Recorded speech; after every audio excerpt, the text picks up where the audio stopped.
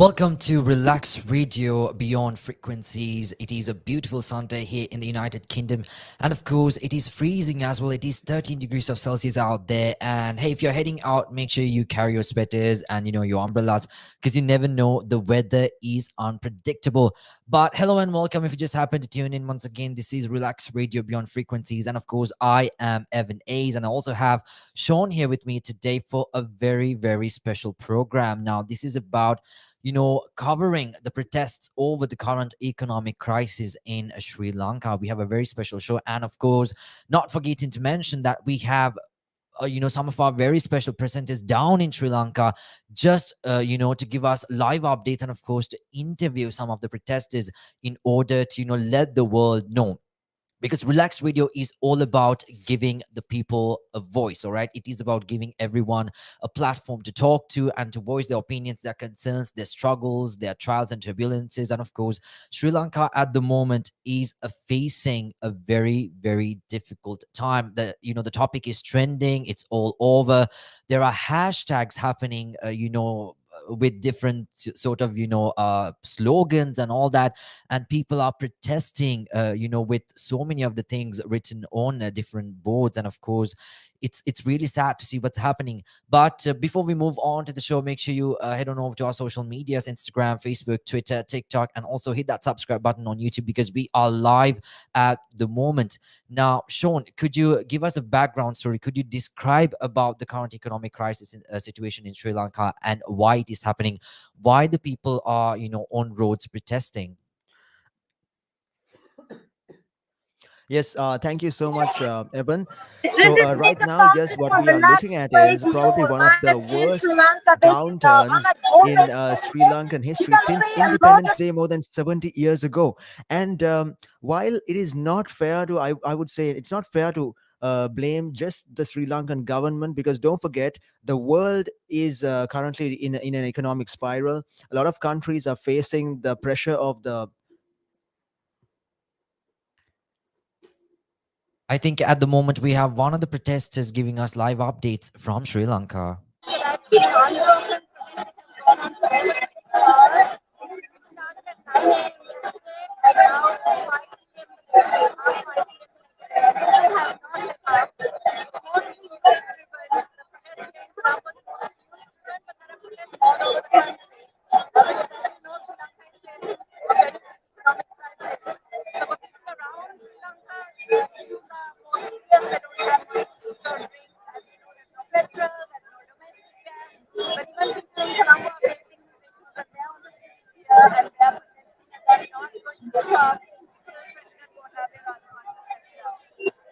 Do you think that there is hope for Sri Lanka in the future?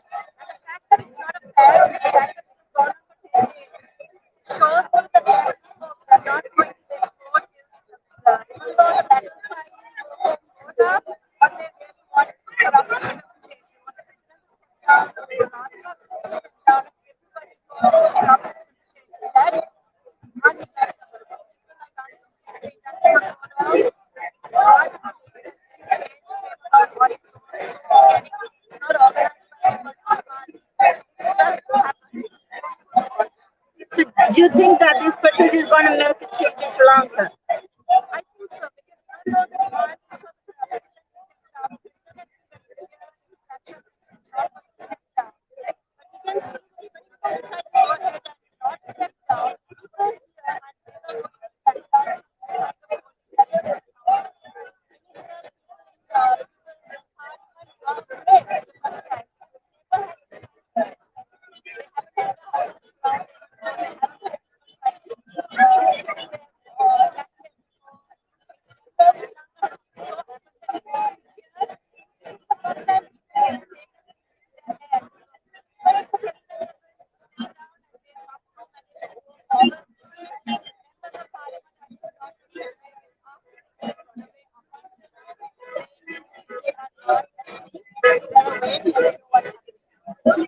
Thank you very much. This is Royal Raymond, a journalist here in Sri Lanka. And I'm Mika Thompson, a pro from Relaks Party and the country's Green Day in Colombo. Over to you, Sean.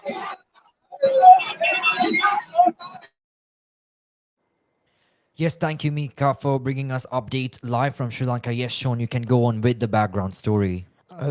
Thank you, Evan. And yes, like I was saying, there are so many reasons for the economic spiral, not just in Sri Lanka, but all over the world. The Ukraine crisis was one, and I'll be talking about that later on. And also the fact that the world just emerged from a wormhole of complications called the COVID-19 crisis. But right now, what we are seeing on the streets of Sri Lanka is a very targeted protest concerning Sri Lanka's specific economic downturn.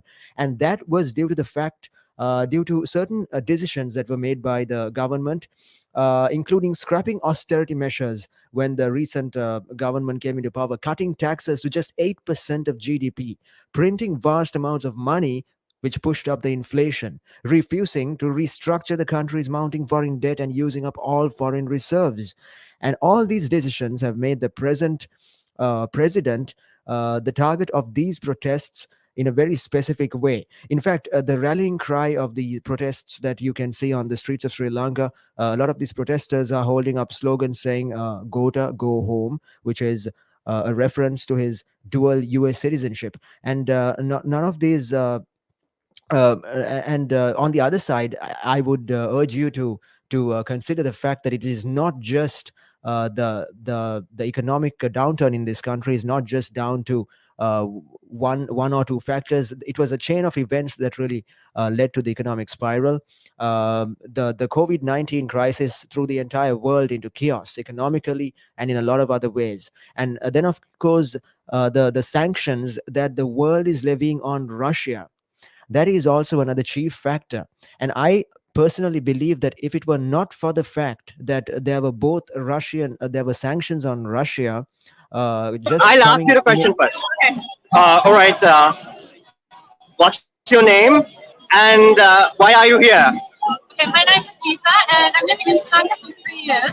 I'm here to fight for the people, but also for myself and for democracy in general, because I think it's something that is all over the world really missing out. And yeah, I think we need to stand up because there is a possibility of revolution, there is a possibility of change to bring communities and like small groups up so that there's not only like getting one person always everything. And yeah, that's why I'm here. Do you think there's hope for Sri Lanka? I think there is hope. I think that especially in developing countries, there is a possibility for a big change much sooner as maybe in the Western culture because people are not having a comfort zone here. It's about essential things like living like from day to day and you need to fight for everything. And yeah, there is no comfort here. So, if I may ask, what brought you to Sri Lanka? I couldn't stand like my privilege and the situation in Europe anymore. Yeah. Really difficult to see people suffering. Like I was traveling, I had the privilege always in my life to travel, and I saw how people are suffering, and I couldn't stay in Europe in this situation. So I wanted to make a change and just travel around and yeah, bring interesting things to other countries. Oh, okay, okay. If you have any input, Yeah. you can give to your fellow Sri Lankans Yeah. about what's happening. What can you say to them? I hope they like keep that momentum and that they keep the enthusiasm about the real change and revolution because if this is just going to be like a world championship of soccer or something like that and in 2 weeks it's over, there's not going to be a great change and the young generation needs to stand up to really like step into this government and politics and speak up what they want. What does your thing say?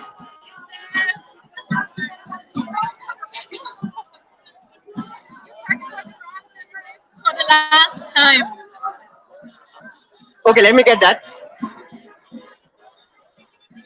And did you make this yourself? Yes. Nice. And great to have you. Great to interview you. Thank you very much.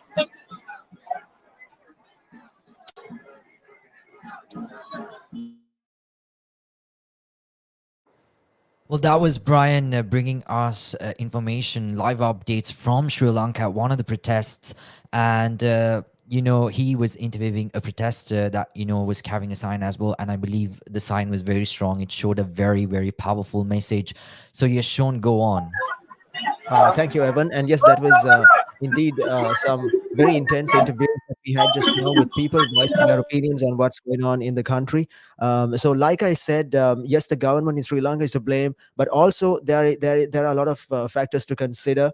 Let's not be too one-sided and too judgmental in blaming our own president, because I personally believe that if the COVID virus, if the COVID-19 um, campaign, if or rather, if the COVID-19 pandemic had not hit, and then immediately after that, the Russia-Ukraine war, which forced countries to impose economic sanctions on Russia, which has caused the world to go in the entire world, not just Sri Lanka, but countries all over the world to go into an energy spiral.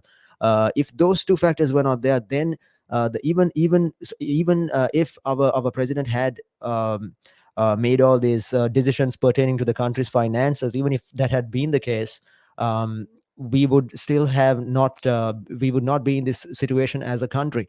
But yes, it is worth taking note of the fact that certain decisions were made in Sri Lanka, economic decisions, financial decisions, and the impact of those decisions have over the years combined to send Sri Lanka into this downward spiral. It's one of those cases where something is like there's a cooker boiling in the background, and no one really notices it until you until you remove everything else from the room, and then you suddenly realize that there is that one thing in the thing that one object in the background that you never really noticed before. It's something like that.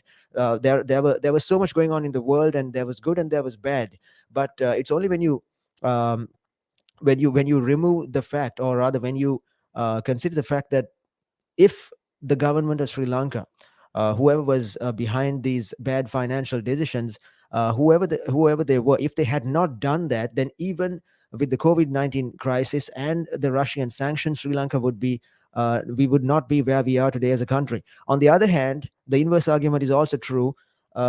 If the COVID-19 crisis had not hit, and if Russia's the sanctioning process against Russia wasn't the case, then even with all these negative decisions made by the Sri Lankan government, Sri Lanka would still be not where it is today. So it's a combination of things, really. Chiefly the Russian crisis, the COVID-19 crisis, and a string of bad decisions made by the government. But right now, the protests come on top of a state of emergency that Sri Lanka declared a couple of days ago. In fact, a 36-hour curfew was imposed last week amid a spate of protests over the economic crisis in Sri Lanka. Now, this curfew was imposed to prevent protests, and Sri Lankans weren't allowed to step out unless for essential services during the curfew. The Sri Lankan government also blocked access to all social media sites, including Facebook, Twitter, Instagram, WhatsApp, and YouTube, to stem misinformation and to disallow people from mobilizing crowds uh, in the country. But that was that was last week. Now the situation has people are actually freely protesting all over the country, and because of that, by the way, we are going to go in for a couple of advertisements, and I'll be right back after that.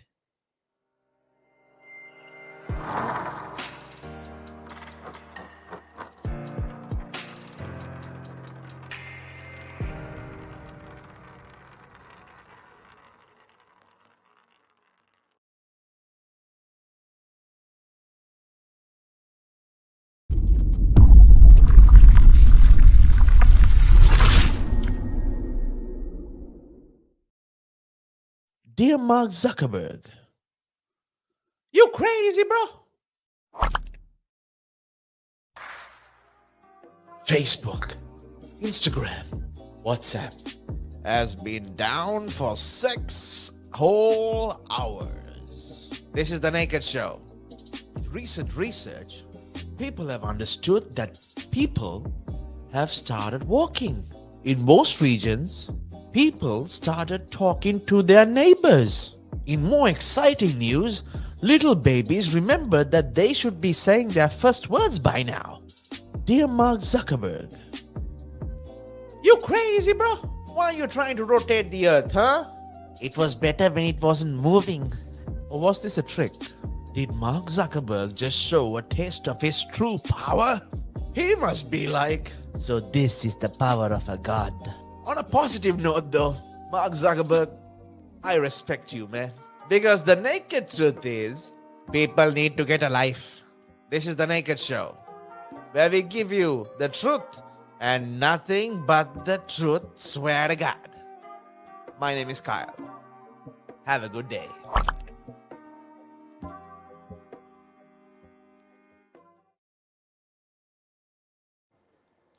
You are listening to Relax Radio and we go beyond frequencies. Now, this is a special show that you have tuned into. We cover the protests that is, currently happening over the economic crisis in Sri Lanka. And we have some of our presenters down in Sri Lanka to interview some of the protesters and, of course, to help them voice out their opinions, because that is what we here at Relax Radio do. We are providing the people, those who are in need of a platform to support their opinions, their thoughts, and we are providing a platform for them to talk to. So, And your name and yes, tell we me have why you are here. we have Brian My now. name is David. I'm here because the common man is being screwed over by our leaders. I mean, so far I'm okay. We were people are bringing in rations and everything like that. But the common man right now is suffering. They don't have food. Some people can't send their kids to school. So we have to stand up for this. Otherwise, no one else will. And before it gets too serious, it will be another few months. It's already really bad. Right? But in a few months, it's going to be so bad that we might not even have electricity for a while, and the fuel stocks again are going to run out. But they're still stealing. That's the problem. This needs to stop. There needs to be an end to this, and that's why they are here. That's why we're here. Do you have a solution? Listen, I'm no politician, but the 20th Amendment needs to go, because otherwise these guys are doing whatever the hell they want. It's like God mode. It's like a cheat code. They put the 20th Amendment and they can do whatever the hell they want. So that needs to go. The PTA needs to go so people can protest peacefully and nobody can get arrested. They need to answer for what they did, and there has to be some kind of accountability, because they need to give back the stolen money to start paying our debts. And they have taken not only money, it's money, jewelry, everything, you name it. Everything that's beautiful in this country, they are planes full and they're sending to other countries. They are gods in Seychelles and Maldives and all these places. So they need to give it back, or else we are going to be screwed, basically. What does your banner say? It says, no PTA, no 20th Amendment, no PTA, give the stolen money back. What's the PTA? PTA is the Prevention of Terrorism Act. So when that is enforced, what happens is, when you are peacefully protected like this, they can also come and arrest you for no reason citing terrorism. But as you can see, there's no terrorists here, man. Single Muslims, Tamil, Christians, you name it. Like, everybody is here together. Buddhists, it doesn't matter, any religion, any creed. Even last night, even today, you can see that we're together now. We're done. We're done being separate for all this nonsense. We're together now. As a people, we're together now. And even though there is a certain amount of people on the street, what we are seeing is every truck driver, every kade, uncle, auntie, they're on our side. Some of them can't get onto the streets because they have things to do at home. Some of them are not feeling well. They have kids to take care of. But the majority is on this side. They want change. It's done. Enough. How long do you think this will last, the protesting? As long as it takes, brother. That's the whole point. It should be every day, everywhere. Something should happen. Even if it's 50 people, 20 people, 100 people, every day, everywhere, something should happen. And once a week, at least once a week, something huge needs to happen. We need to fill this place. So as long as it takes, I think South Korea did it for like how many, five months or something, or something like that. Millions of people congregated. So we just need to keep this going, as long as it takes. Thank you. Thanks, brother. Thanks for being here. God bless you.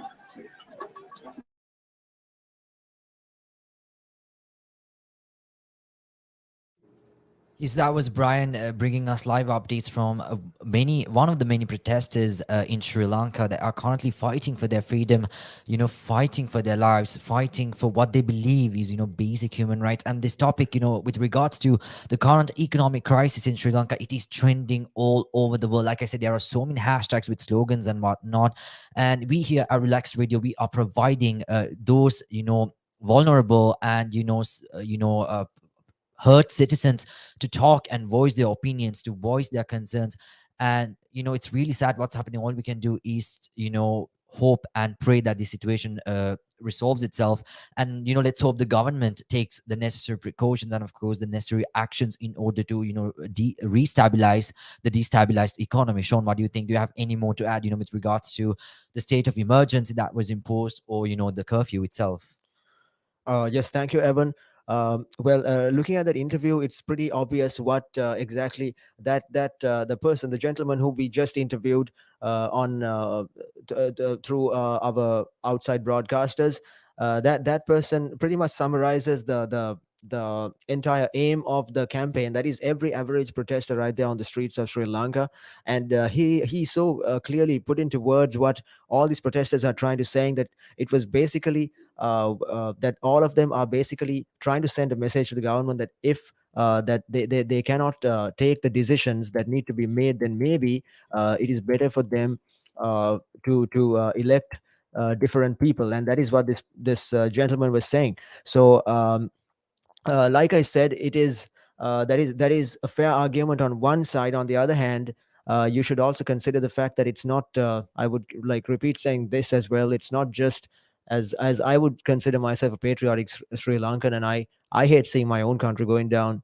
the drain. But I'm forced to admit that it is not one but three situations that there was the Russian sanctions, and I'm pretty sure that there is hope in the future. Now, whether or not the protests will go on, and let's hope that there are positive changes made by the government, in the government, and for the government, and also for the Sri Lankan people. However, I'm pretty sure. What do you think, Evan? As soon as the Ukraine crisis comes to an end, the West is levying all these sanctions on Russia, and the purpose of these sanctions is to curb funding to the Ukrainian war that Russia is the war, that the quite unholy and disgusting war that Russia is waging on Ukraine. And because of that, the only way to stop them killing people in Ukraine is to um, curb funding from the Kremlin to Ukraine. And so a lot of countries have imposed what they call sanctions on Russia. By the way, we have Yes, we have Luke down in Sri Lanka, and he will be giving you live updates on what is happening with the protests. All right, so we are from Relax Radio, and we've actually got a few of the youth in Sri Lanka here right now. Let me show their faces. Yes, we've got actually a lot. And now, to give you a small preview of what's happening right now, we've got 1,000, more than actually 1,000. How many? How many would you say? Around 10,000, 15,000 youths gathered here to protest against corrupt politicians. Am I right? Yeah. Exactly. All right. So I've got a few youth here that would like to answer a few of my questions. So my first question to you guys is, why are you all here? What's the purpose of this protest? Why are you all here? What are you all doing here right now? Anyone can answer. Like send the politicians away, send the president away. Send the president away. Yeah. All right. So I would like to know, how bad is it right now in Lanka? How bad? Terrible. How bad is it? I want to know the in depth. How bad is it? How bad is the living condition? Basic medicine like Panadols to like we'll run out of fuel very shortly, and medicine surgeries are being postponed. We don't have anything. Basically, no basic supply at all. Yeah. Anyone listening, I encourage you, if you have friends who are bankers, friends who are in the economic sector, just talk to them. They'll tell you exactly how bad it is. They understand it much better. We are on the brink of economic collapse, and if we don't do something about it, then there is very much. So, All right. So would you say that the people responsible for the economic crisis right now is the current government? Definitely. What about governments before? Okay. it was not us who has been imposing taxes on the poor, on the middle class, and you can, it's like you're benefiting the 1%, and the rest of us should be whatever the crisis that is happening. It's our fault. All right. And it's not even the other 1%. It consists of like the 225%. Okay. But the point is, the man at top, he needs to be a man with the right mind who should see what's right and what's wrong. Yeah. So, like, if he can't take the decision and he's like living in some delusional world, then he needs to go. So that someone else who can think logically, who understands what's the situation on the ground. I mean, take a look around. You see all these people, and that man is still denying that, oh, no, there's no protest, there's nothing, everyone is for him. I mean, you should be really out of your mind. So, this is like, this entire bunch of them, they're like just delusional. They are living in this godlike status because people have put them up on a pedestal, and now they still think, oh, we are better than the rest of them, and like whatever decisions we take are the right decisions, no matter what the general public says. Like they've forgotten that they are representatives of the public and not like some god appointed leader. So this is like they've got this monarchy mindset. Oh, we are kings, we are here to rule for the rest of our life. Our dynasty must exist. So this is what we are protesting against. We are protesting for our rights, our democracy. We are protesting to basically have the basic needs in our, like just to eat. There are people who can't basically manage like more than one meal a day. That's the real situation. But these delusional leaders, they will never understand that. They can't comprehend it because they are living in this super luxury life during a massive crisis. Yeah. So yeah. All right. So as youth in Sri Lanka, what would you say is the solution to the current problem? So adding on to what Musli said, as much as we want the regime to go home, resign and all of that, we also want the entire system to be changed because we personally believe that all of us gathered here believe that this system is redundant. Yeah. And the way it's working, the outdated mindsets and all of that needs to be collectively changed. Yeah. As much as our narrative so far of our history hasn't been the brightest, but this being, I think, the pinnacle of where all of us just got together for one cause. And that, as much as is the political reform that we're looking for, we are also looking for a systematic change for all of us in the way we think and how we get about to sharing this beautiful country that we have. Just as much as as much as it's a fault of the governance and all the rest of it, we also have to realize that we also have a part to play in it. So which is why we're trying to engage as many people in conversation with regard to this, get them as educated as possible, and make what difference we can, because we want to traject this country to a better future for all of us, all inclusive, regardless of which walks of life you come from. So yeah. So your solution, from what I gather, is that the system has to change. Yes. The whole system has to change. We can differentiate solutions, right? The short-term goals. Why are we here today? First of all, the president has to go home. That's the number one priority. Number two is hereafter, no Rajapaksa can be prime minister or president in any of the regime that has to come to Sri Lanka. So after that, the interim government can come because we do not have any money to go for an election right now. And we do not have paper supply, so you can see how far that bad, yeah. So we can't go. Exams have been postponed. Exactly, exams have been postponed because of the paper supply demand. So we can't go for an election. So that means this is also affecting the education sector. System, yeah. Oh wow! So actually, for the last 1 week, some schools were closed because there were no people. So the government decided to close up some schools. The government decided. Yeah, the government decided. So, first one, Gotabaya has to go home. Number two, no Rajapaksa can be president or prime minister. And after that, the Indian government can come. People will help. There are lots of youngsters, people who know what's happening, people who are educated. They can come over. They can take over. But with Gotabaya there, no one will come over. Foreign people don't come over. Foreign dollars won't come. Foreign people who diplomatics who would like to help won't come. So main issue right now is president to go home and no Rajapaksa can be prime minister or president hereafter. Do you all have faith in this interim government? Is it going to work out? It's not going to work out. We know that. It's not going to work out. We can't say surely it will work out. But do we have another choice? Do we have? No. We do not have money. We do not have purpose. So let's go at least another 3 months or 6 months. We have hit the rock bottom. So even if it is an interim government coming in, we want everybody to be held responsible for their office. That's what we're asking, because people elected them for that specific position for a reason. So despite of us having all the resources we need to be self-sustaining and all the rest of it, we know there's a whole heap of work that comes into it along. Yeah. So that being said, we want the management, the governance to be properly done. Which is what we are asking. It doesn't really matter. So what we are trying to make here is a statement. Hereafter, this is not only for Gotabaya Rajapaksa or the current regime. Hereafter, if anyone comes, if anyone gonna mess it up with us, and with all of us, will come to the road, or we will get you done. If you can power just like that. Yeah, So you need to like serve for us, not only for your family. Yeah. You need to serve for us, and like we need educated leaders, not like the illiterate people just to come to power and then like benefit your pocket. And it's not that. You need to serve the people. There's like huge crowd here. We are not here for a trend or just to like have fun. It's for a reason. We are in the road.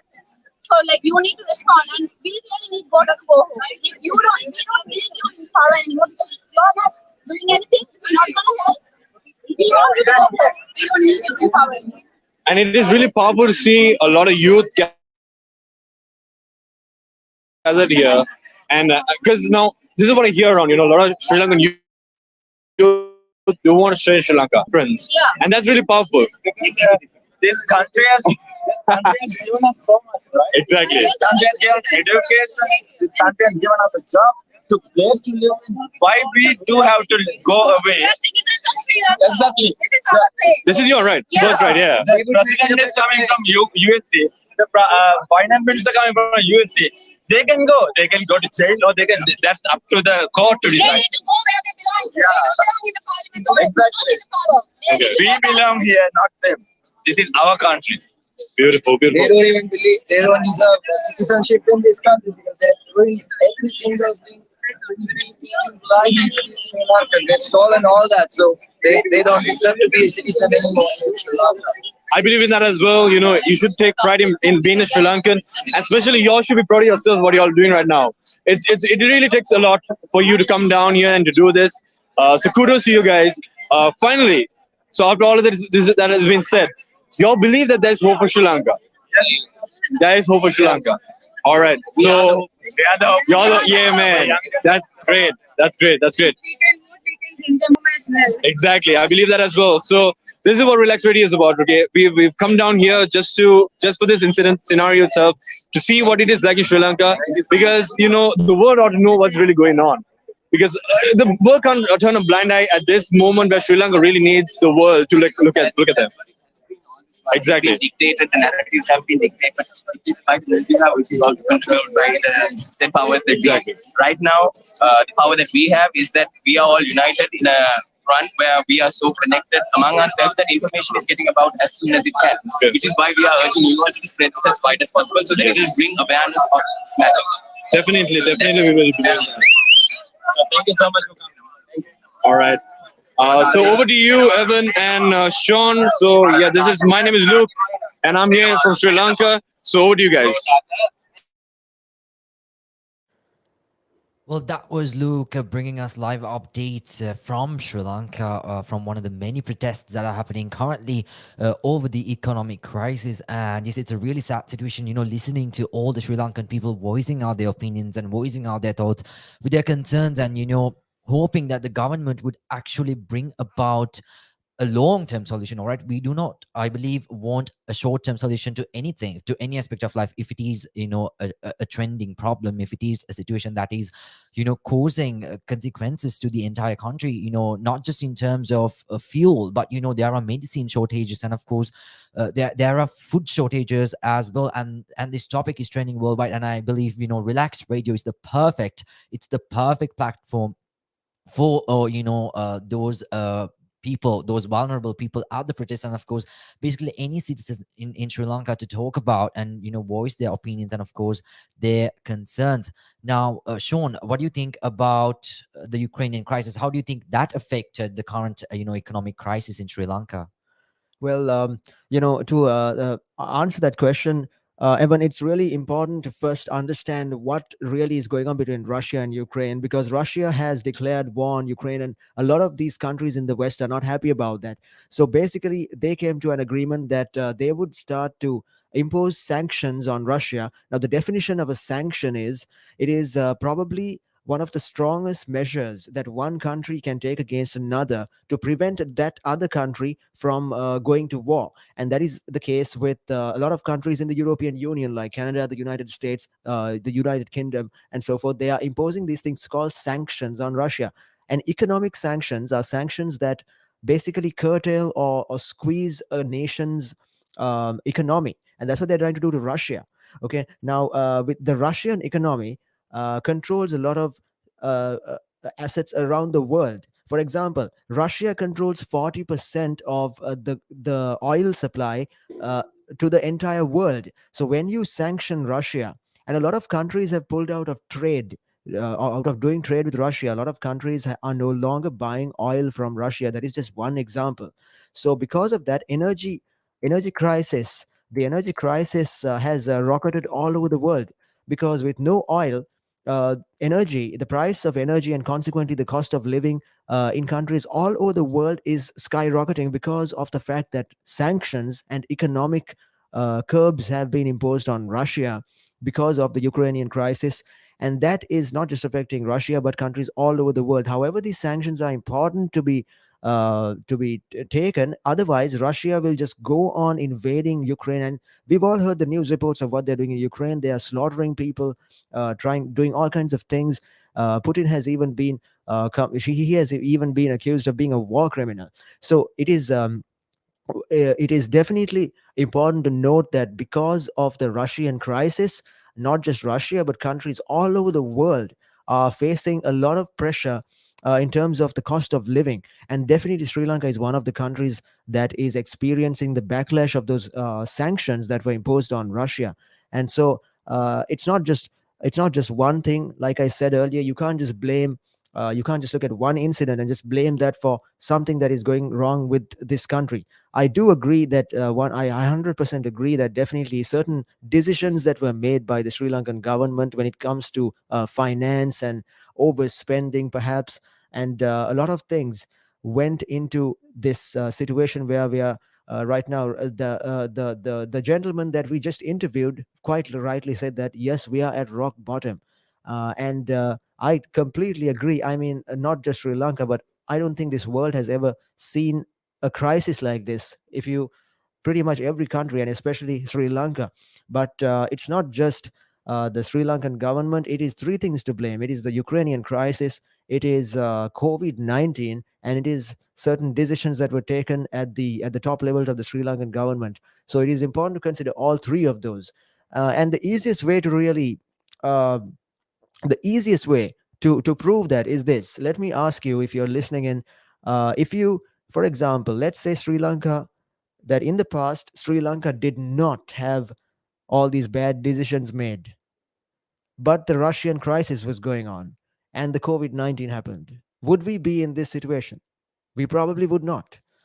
Or what if the Russian invasion was going on and the COVID crisis had not happened, but the government had made all these financially unsound decisions? Would we still be where we are now? I don't think so.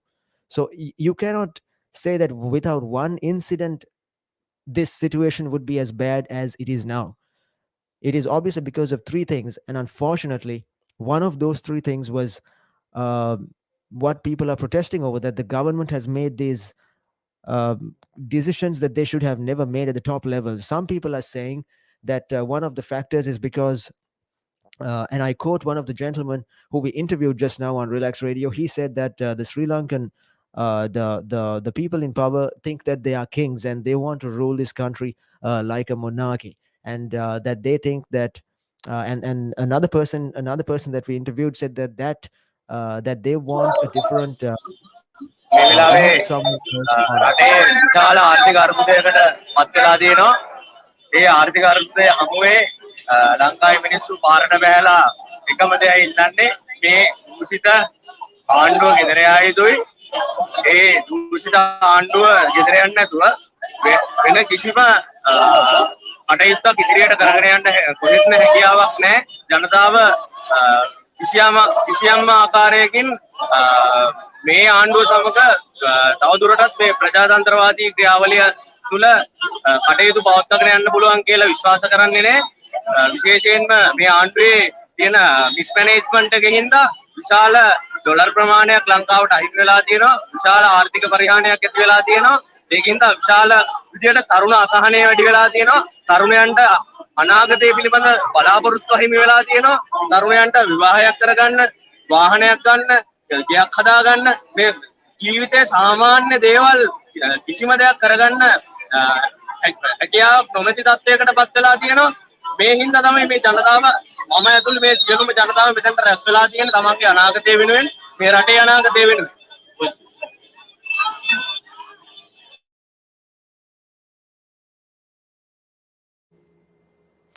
And so that was one more person that we just interviewed.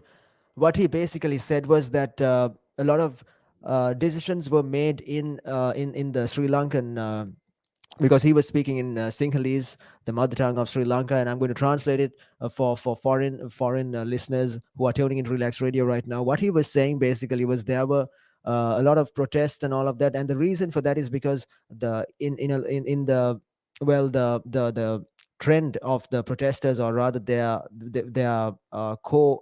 The reason that they're protesting is because they are calling for a change of government at the highest levels, and that is what he was basically saying. And that sentiment is being echoed by a lot of these protesters out there. They are saying that they want to see a new change of government. In fact, one person that we interviewed very outspokenly said that yes, it is a drastic decision, but they don't have another choice. And so we asked him, well, what would he suggest in place of, like, for example, if his wish was granted and let's say a new government was elected, then what would there be a change in how the future government would control the finances of this country? So those are all questions that, like, people need to answer. But yes, it is true. So I'm once again going to revisit some of the statistics pertaining to the economic crisis in Sri Lanka. Um, the protests, by the way, are being just to recap, are being targeted at the rulers of Sri Lanka right now, because they have amended the constitution to strengthen their own executive powers, and five members of one family, the Rajapaksa family, currently are in power, and a lot of these protesters are not happy with that, and they are outspokenly voicing their opinions. But the real decision, the bad decisions made were scrapping austerity measures, cutting taxes to just 8% of the national GDP, and printing a lot of money, which pushed up the inflation. Also, refusing to restructure the country's mounting debt and using up all the foreign reserves. Those are the bad decisions that were made at the top levels, and that is what people are protesting about. They are saying that those decisions should not have been made by the Sri Lankan government officials who made them. And let's look at some of the consequences of those decisions today. Sri Lanka is in the grips of its worst downward economic spiral since Independence Day. That was more than 17 years ago. The reason being, we don't have enough foreign currency to pay even for the most essential imports. A lot of people in Sri Lanka, diesel, the main fuel for buses and commercial vehicles, was unavailable at stations across the island, according to officials and media reports. Owners of private buses, which account for two-thirds of the Sri Lankan fleet, said they were already out of oil, and even skeleton services might not be possible after today. Um, and those are just two problems facing Sri Lanka. But then again, don't forget, the same problems of energy are also being faced by people across the world. Okay, so when it comes to diesel, petrol, and all of that, yes, the bad decisions taken at the top level in the Sri Lankan financial people who are in charge of the Sri Lankan financial equation, they did take some bad measures. But don't forget, all the way in the United Kingdom, Boris Johnson is facing the same problems. United Kingdom is facing the same problems. By the way, Evan, did you know that in the United Kingdom, Boris Johnson came up with this renewable energy strategy to end the energy crisis in the United Kingdom? Now, the UK is also facing an energy crisis, right? Yes, very much. They basically want to transition from Russian oil and gas, which they previously were doing, because of the Ukrainian crisis. No one wants to buy oil from Russia. So Boris Johnson. Yes, sorry to cut you off, Sean, but we have Luke with more information and live updates. Luke, over to you. Yes, hello. We are here in Sri Lanka in the golf face, and we actually got another Sri Lankan here with us who would like to share us his opinion.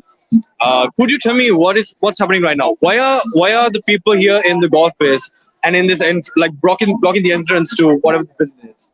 Well, the primary reason reason is people are voicing their displeasure, they are voicing their frustration at 75 years of wrong governance. Basically, everything is boiled down to this. It has come to boiling point. Other people have had enough. What we have forgotten as a country, the word democracy has been lost. What we've forgotten is there are no rulers, there are no leaders. There are only people's representatives. So the word people's, the phrase people's representative has been forgotten and they've been transformed into leaders and rulers. That's what everybody has forgotten. So the people that we send into parliament, their primary job is to work for the people.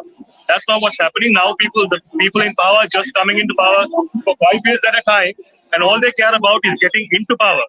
The year before the election, they will work, and the year after 4 years, they will just rip the country apart, take everything they can, fill their pockets, and then in the last year, they will again pump money back into the people and fool the people. So this has been going on for 7 decades. The people are not stupid anymore.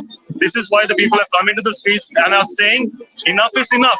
It's not about a personal vendetta. It's not about liking or hating a certain political party or a politician. They're saying this system, we've had enough about with this system, and they're asking this one family, this one dictatorship to step down, because they've been running this country, ruining this country for a long time, and it's very obvious to anybody who has half a brain, it's obvious what they're doing. So all we are saying is, we don't hate you. You know, you've done what you've done, you've made some money, go away, that's it. Just step down, go away, let the people elect people's representatives into parliament and let them change the system. That's what we want. That's the only thing we want. But also, one more thing, you can step down, but you have to pay back the money that you stole from the country. Yeah, true. I truly believe that. And also, my question is, why are people here in the golf face? Why are they protesting in this particular area? That's a question I'm not too sure about.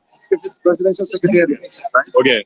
Because it's a presidential secretariat, but I think that's symbolic. Okay. For me, basically, I'm here just because the people are here. Perfect. So, as a representative, as a Lankan, do you see a solution? Do you see a solution for the current crisis? There is no immediate solution. Now, this is something I believe in. We as people, we have to realize that nothing is going to change overnight. Yeah. The situation is going to get worse before it gets better. Yeah. So the only thing we can hope for right now is for thieves to leave and for somebody or for a few people who actually care about fixing the situation to come into parliament, right? Or people who are already in parliament. We keep saying we don't want the entire parliament, everybody go home. But there are good people in there. There are intellectuals, there are professionals. So we need to appoint professionals and intellectuals into these positions, and they have to work on a system that will eventually get us out of this hole. And they have to be transparent about it. Our leaders think that they haven't done is they would raise taxes, they would raise the price, cost of living, but they won't talk to the people. Say, if a new leader comes in or new representative comes in, he needs to say, okay, it's going to be tough for the next year, but every month, every quarter, I will show you the results. This is why we have raised the prices of this. I will show you the balance sheet. This is where we're heading to. After every year, we'll be transparent, we'll be accountable. That's what they need to do. So it's a long process. It's not going to change overnight. But if the system changes, we can get there. But we do need to realize that just because there is a change in governance, the economy is not going to pick up overnight. Step by step. All right. And also, the world wants to know, how bad is this crisis? How bad is it in Sri Lanka? The real depth of the current crisis. I don't know how to quantify that. I think you just need to see the amount of people on the streets and the different. Could you give a count of how many people? A rough count. Here right now? Yeah. Because I see thousands on end. Thousands and thousands of youth. A lot of people here. So 20 to 50,000 here at least. Okay, that's great. That's great. That's the age of how bad the situation is. You see people from all walks of life. You know, none of the crises that hit the country before affected everybody across the board. Yeah. So people never, got together like this. Now it affects everybody. That's why everyone from, the daily wage earner to the middle class and, well, not the top 1%, everybody else are in the streets. That's great.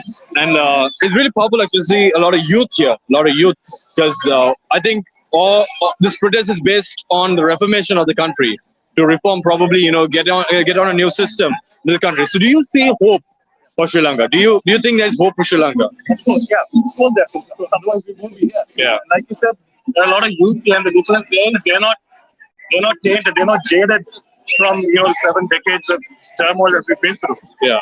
They're fresh, they're hopeful, they're strong, and they've got the energy and the knowledge, Yeah. and the required idealism to move forward.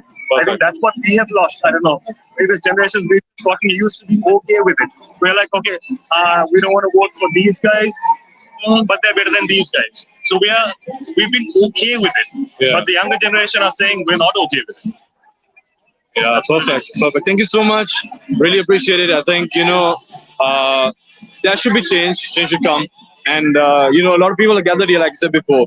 And I believe that change will come. So thank you so much. We really appreciate it. Over to you, Evan and Sean. Yeah, over to you guys. Wow, what do you think, Evan? What do you think of what he said? Well, that is true. It's very true. Like he said, it's not about the political parties, and when it's about fighting for the freedom and of course for the basic rights. Now we have Mika, who's ready to give us more updates and of course interview a protester. So Mika, over to you.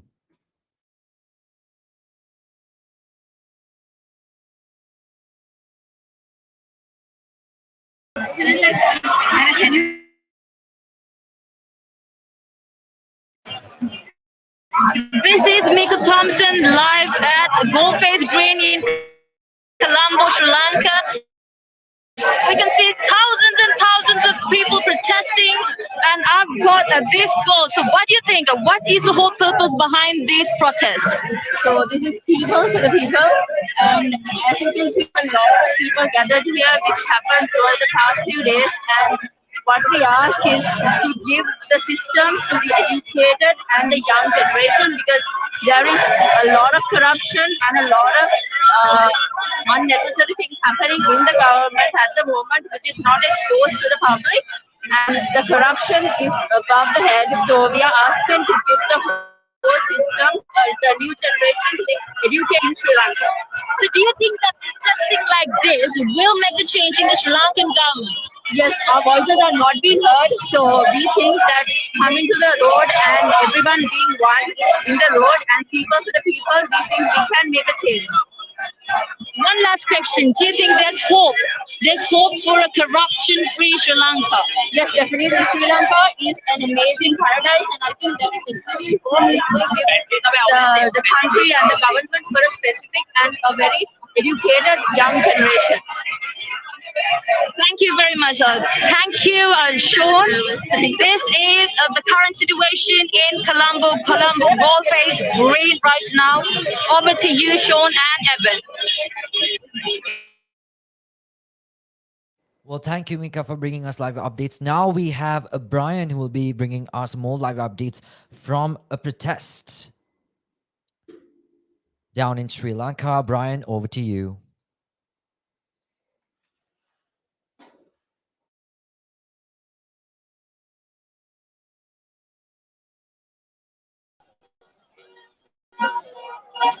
So, what's your name and what are you doing here? Why are you here? And also, do you think there's a solution? And I see you are doing something over there. If you can explain what that is, go ahead. I'm an architect who studied in Sri Lanka. So what I feel is like I have a right and I have a obligation to do something, like say to do something to give something back to my nature. So like as all these people are gathering here, like this is a people's movement. This is not a political, social or like a religious event. This is just people screaming out, asking for justice. Like we have been like separated by many aspects for these like 74 years after the independence. Like they have been like trying to divide us from like by even single means, like say even like basic means. Like they are coming up with like stupid obligations to divide us. But see, like we are gathered here like as one unit, as one voice, under the slogan of like say asking the president to step down and like say to act as act democracy, like say initiate democracy, which was like just a name tag in Sri Lanka. So like we all are here to like say to scream it out loud and like say impact this I'd say cunts who are like ruling us for all these years. Like this has to be like this is what we can do. Like we have to do this at this point. It's not like we won't get this chance back again. Like they'll like come up with something else, something against stupid, which will divide us again. So like they are gathered here from like say like say 2 weeks. They started like people started this from Mirihana, like initiating a protest near the president's house. So after that, people have like raised their voices, and they have been like they have wanted to come out, say this, like scream it out loud. So like they have like they are trying to say that we have a voice. Like you can't like say like you can't like make us sounds anymore. Like so we are gathered here to scream it out loud. So what we are doing here is like this is a medical unit that we have like established by ourselves and donation from the participants. This is like done by like four or five guys here. I just came here and I was just like helping these guys. So like I would say like if you have an obligation, if you feel like coming out here, don't be afraid. Just come out here and like scream it out loud against this corruption and the corrupted government in Sri Lanka. Also, how do the donations work? Sorry? You said that Yeah, this is done. This is like medicine worth of like 30,000 rupees. Okay. So like people who are coming here have donated, and still we are getting like medicine from people who are coming here. They have like given even the Panadol which they have in their hand. Yeah. Like which is something I have never seen. Yeah. Like so we are as one unit. Yeah. So the 225 and plus one can like see how strong we are. And you are a student. Yeah, I'm a professional. I'm an architect. Oh, you're a professional architect. Yeah, I'm an architect in Sri Lanka. Okay. I studied in University of Moratuwa. Okay. So I was planning to go abroad initially, but I'm thinking now to stay here and make this count. Oh, okay. So you had the option of going abroad, but you decided to stay. Yeah. Okay. Thank you. And anything else? What do you think will come of this? What will be the result of this? I think the results should come from the people itself. Yeah. Because like now I see people are emerging. They are not scared. They are not afraid to talk. They are not like walking down when you see the corruption. They need justice at every like say every small thing. So I think that should be the main intention of this. Even like people like individuals have to stand up with their own perspective of the political, social and economic situation of their own country. This is their own country. They have to step up. If not, if not, we can't make this count. We never will. That's the only thing. Thank you. Well, thank you, Brian, for bringing us more information from the protests. Right now, we are moving on to Mika Thompson, who's down at one of the many protests in Sri Lanka, protesting for their basic rights and, of course, against the government. And yes, Mika, go ahead.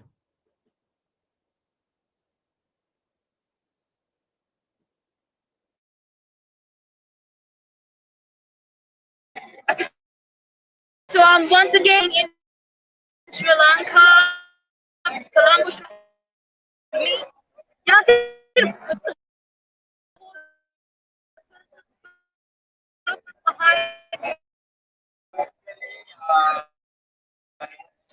so many years. Yeah.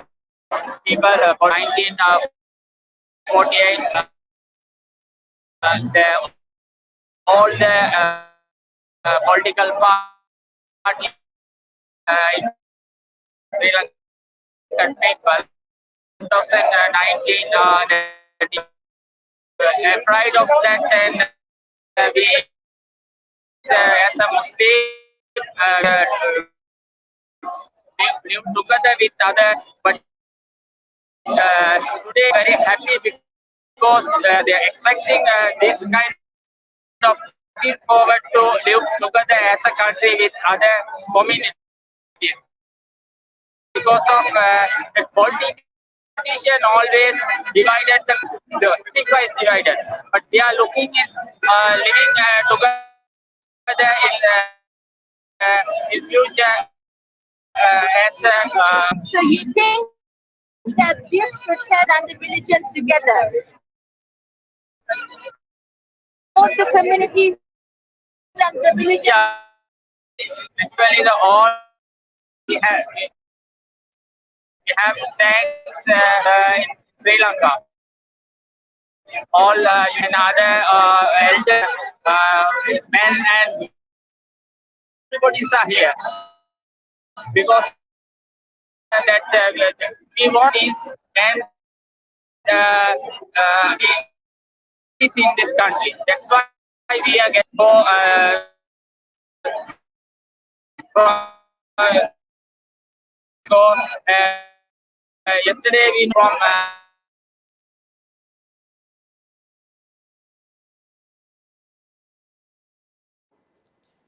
I think we are facing a bit of a connection issue, and of course, signal issues. I can see that the weather, it's raining outside, and of course, I think that is, mingling and affecting with the network issues as well. But giving you a reminder, this is Relax Radio. We go beyond frequencies, and we have a very special program being broadcast right now. It's live on Facebook and, of course, YouTube as well.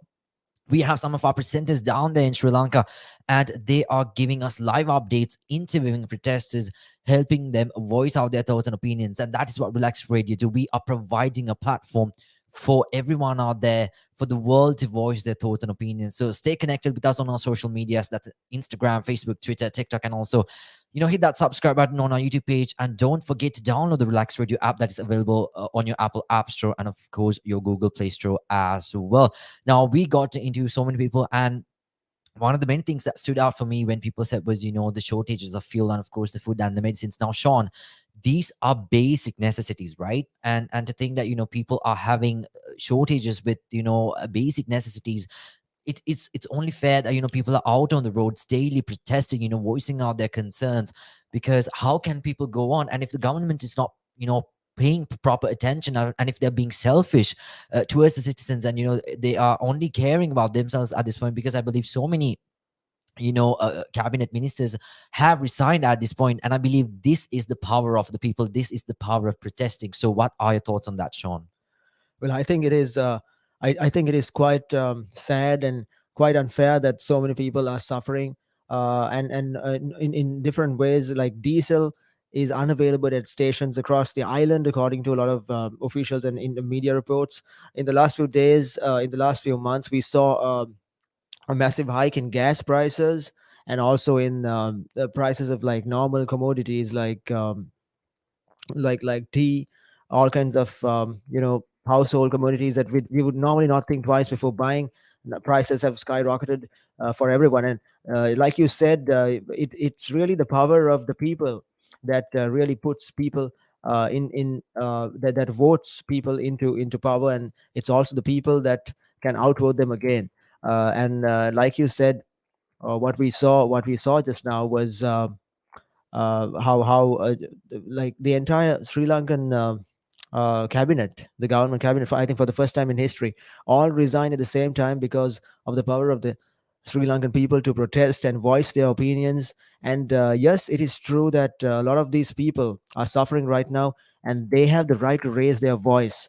And there's definitely a lot of something should be done about the crisis. But then again, we have to sit back and consider the options. What should be done about this? What are your thoughts about this? Now, there are people who say the government should be outvoted. There are other people who say that, and yes, there are a lot of reasons behind the energy crisis, the spiraling prices. So let's actually take a look at what are the options. Like, let's say, what should the government really be doing? I think we'll probably be hearing more about that from more protesters. Now, one protester that we interviewed, he said that well, the government, as in his own words, the government, they did their thing, they made their money, and now it is time for them to go. And After that, what is being called for is for a new government to come into place, and he also said that if the government has stolen from the people, they have a duty to return the money before they step down from parliament. Yes, So Sean, and that is very true. Now we have Luke once again coming up with more interviewers or from one of the many protests down there in Sri Lanka. Luke, over to you. Thank you, Evan. So, like I said before, I'm here at the golf course, and as you can see, there are so many people here. Like I said before, thousands and thousands of people here, thousands and thousands of people. Here. Most of them are youth, and I've also got another person who volunteered to do this interview. So, she's from Germany. So we are really glad to have you doing this interview with us. So, what do you think is going on right now? I think people finally find their voice and they are like trying to make a change and a huge impact, which is really great. Like Yeah. people are enthusiastic, people are out of the streets, like they still have breath, and I hope it's going to continue till change comes. And you believe that this country needs this reformation right now? I definitely think it needs a change. Like I have been living here for 3 years now, and before that it was very difficult for everyone. I saw a lot of separation, also in religions and all of that. And it's the first time that I feel like a united country trying to fight for something, for their rights and for democracy, which is really needed, not only in Sri Lanka. All right. So, I believe you've been in Sri Lanka for quite a while. So, what do you believe? Do you see a solution for the current crisis, for the current problems that we're facing here in Sri Lanka? I mean, it's very difficult to make a solution out of a developing country because there's not a lot of power in there. But I hope that not only this country is facing these troubles right now, I hope that there is like so much noise coming that like Europe and especially the privileged countries like become some attention because their system, their consumer culture is based on the backs of countries like this, and it cannot continue like this. Like that's the rest of colonialization, and it needs to change. And yeah. I mean, it's really powerful to see you here, being here, representing your country, and fighting for the people of Sri Lanka. I think that's really powerful. I think that's really great. So you should really, I mean, kudos to you. Really appreciate it. And I would like to ask my final question. So do you see hope for Sri Lanka? Will there be a future for Sri Lanka? I think there is hope if people don't stop fighting right now. Like, it's a lot of times happening now. We learn it all from like some Champions League or something like that. People like fight for something 2 weeks after there is no like power anymore. So I think they need to continue that momentum, and then there is a possibility. And I hope that it will also come from outside, from other countries and from other communities. All right. Thank you so much. We really appreciate it. Like I said, thank you so much. I think you're doing a great job. So thank you so much. All right. Over to you, Evan. Over to you, Sean. Yeah. Well, that was Luke, interviewing one of the protesters down at, Goldface Green. And just we got to hear, it's not just Sri Lankans at the moment. And, people down in Sri Lanka, foreigners are also, voicing out their opinions and thoughts. And of course, like I said, this is a trending topic worldwide.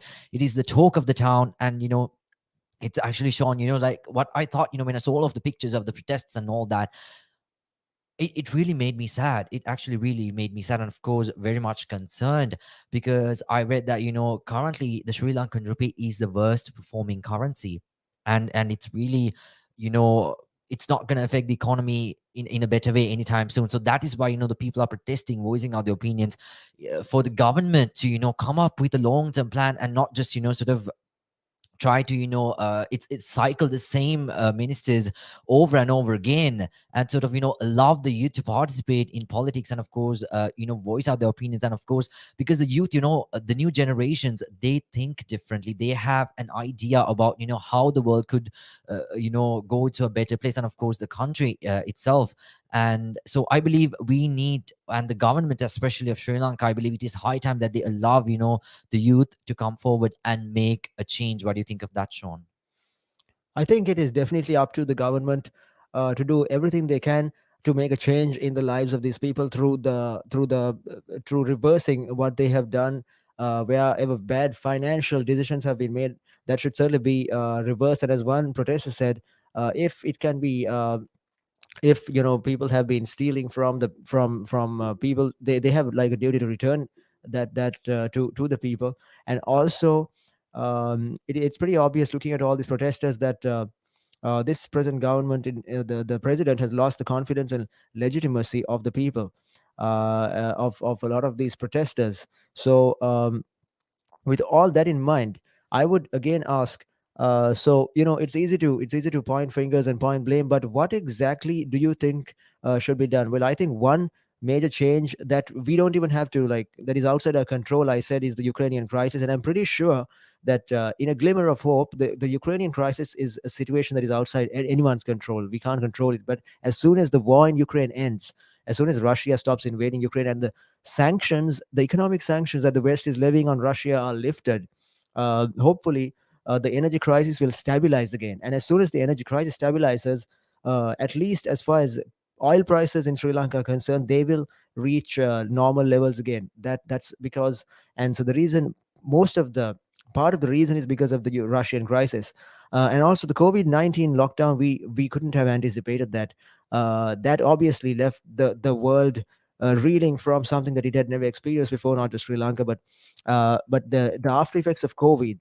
And by the way, we also, I mean, don't you think it was great the way the government handled during the COVID-19 crisis, how we rolled out the vaccines in record time, and like the Sri Lankan government definitely made sure that everyone looked that stayed during the lockdown rules, and they definitely took a lot of measures that saved lives. So I think on the other hand, they have also shown that they actually do care about the people, and that is exactly why I'm pretty confident that they will come up with a positive response to the to this crisis, because there may be one or two people who have made bad decisions, but I'm pretty sure that overall the Sri Lankan government, after all, they were elected by the people, and there's a reason that they were elected. Like someone said, as long as, like, it's the intellectuals and the educated people in the government who lead the country, then that is all that the people are asking for.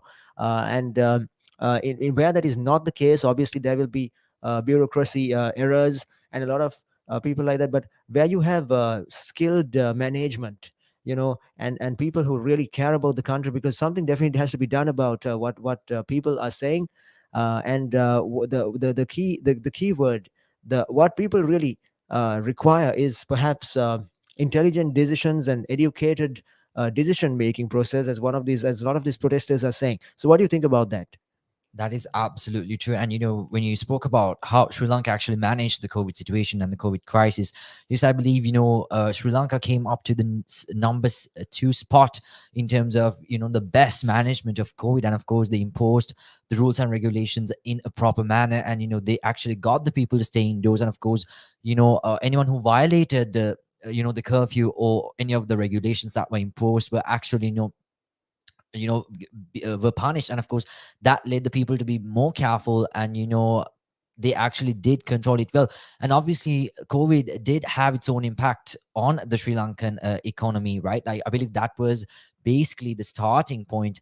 But I think the Sri Lankan citizens, why they're protesting so much and why they're fighting for their rights, is they believe that it was not just COVID, all right? Even though COVID had its own impact on the economic crisis, that the government should have, or they could have done so much more in order to, restabilize the Sri Lankan economy. What do you think of that? Do you think the government actually could have done something more at that point, and not just, come up with all these excuses, of how COVID was the main starter? I think the government definitely could have done more. It also should have, because it was coming from a point of where all these, particularly, I would, the fact that we were running out of foreign currency to pay bills as soon as now. The strange thing is, under normal circumstances, if we had not had enough foreign currency, say in the year 2005 or even 1996, in a time in what I would call normal circumstances, even if we didn't have like foreign currency, it wouldn't have really caused such a massive downturn of the Sri Lankan economy. The reason that that issue became a problem for people is because it was supplemented and aggravated by two other issues, namely the COVID-19 crisis and the Ukrainian crisis. And you cannot blame the Sri Lankan government for the Ukrainian crisis. You cannot blame them for COVID-19. In fact, you have to actually praise them for how they it's really remarkable how they went around the COVID-19 crisis and saved so many lives through the rollout of the vaccines. They did a lot of good for the people by making sure that everyone was safe. But yes, the decision making at the top levels, I think the main thing is, as long as there are people in charge who know what they are doing, that is all that is called for. And now a lot of these people recently were saying that they want the current president to resign, and that the president obviously has not he didn't resign, but a lot of cabinet ministers resigned as a result of that protest, the entire Sri Lankan cabinet. And I think that was in a show of partiality or support towards the Sri Lankan people. And I think, but it is not just because, it's not, in my opinion, it's not really who resigns or who stays in power. I think the real goal should be whoever is in power.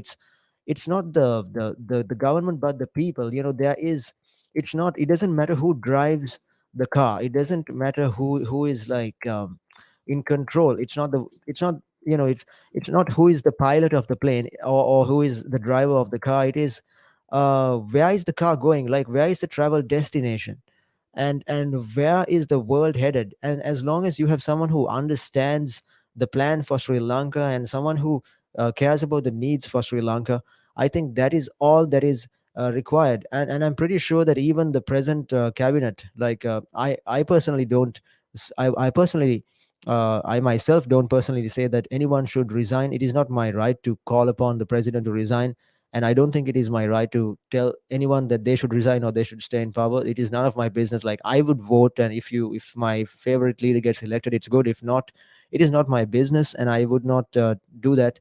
But I would say the people who are in power, whoever is in power, please do something about the situation. Because yes, there are scenes, like there are issues outside the control of the government, like the COVID-19 crisis, the economic collapse. But there are also things that, if there is something that the government can do, then I think they should be doing it. And the key word is, if there are people, like if the right people are elected to the right jobs, um, then that, I think, is all that is called for. So what are your thoughts on that, Evan? That is absolutely right. I mean, you basically summed it all up. It's all about, finding the right leaders. And I strongly believe, like I said earlier, right now, the youth people, they have a very different sense, and a very different way of thinking. All right, they think more logically, critically, than from a sense of, getting more money or getting the coins.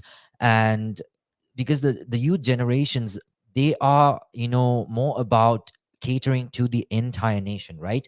It's not just about being selfish, because I believe most of the political leaders, out there, it's not just, I think, down in Sri Lanka, but I believe anywhere in the world, they are more about finding that, or banking up their money rather than spending it on the people and on the nation. I believe if you are someone that, is in a political position, who, as a leader, it is your, duty to provide to the people first and foremost. Because, people come into power, during the voting times, and of course the electing times, right, Sean?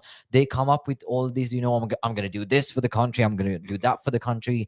But at the end of the day, once they are elected, they forget all of that. They are not able to fulfill, they're not able to fulfill all of those, things that they said they would do.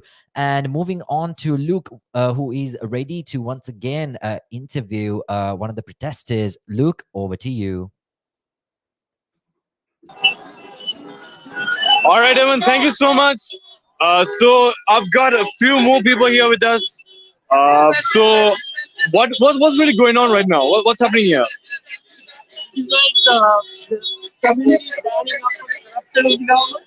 So we are from the IT section. So we are one of the million dollar companies of $3. But we are also at risk now.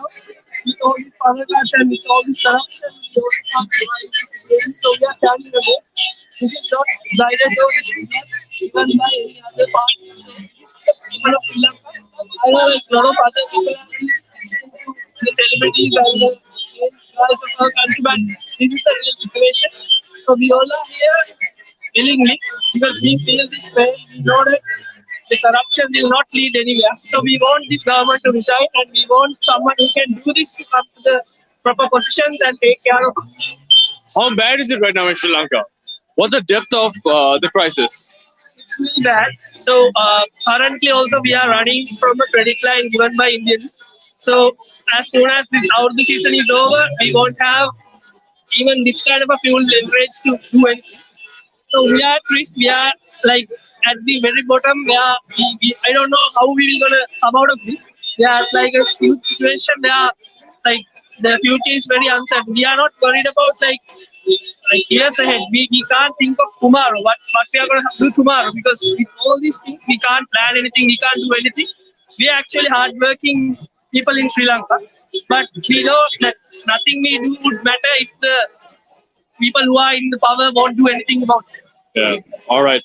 So, do you see hope for Sri Lanka? Is there hope for Sri Lanka right now? Yeah, hope is the last thing that we can hang into. So we are hanging to that hope. We believe that someone would save us, like something would happen. So this is the current situation where we come out and we ask the government to go away and give it to a leadership which who can do it.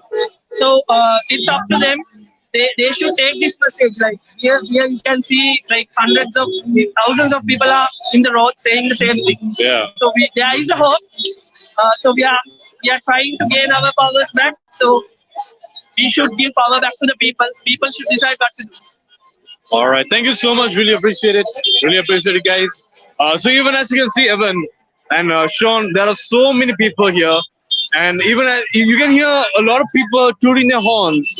And this is all part of the protest. Now you can see vehicles here. Vehicles with the banners. There's a vehicle over there.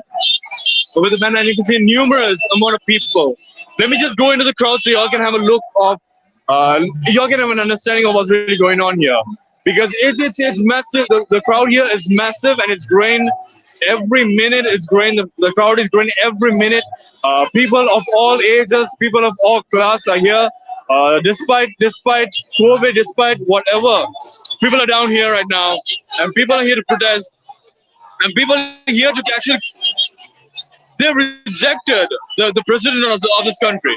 They rejected the president of this country, and they want the president out of this country. They want the government to the government is basically collapse at this point.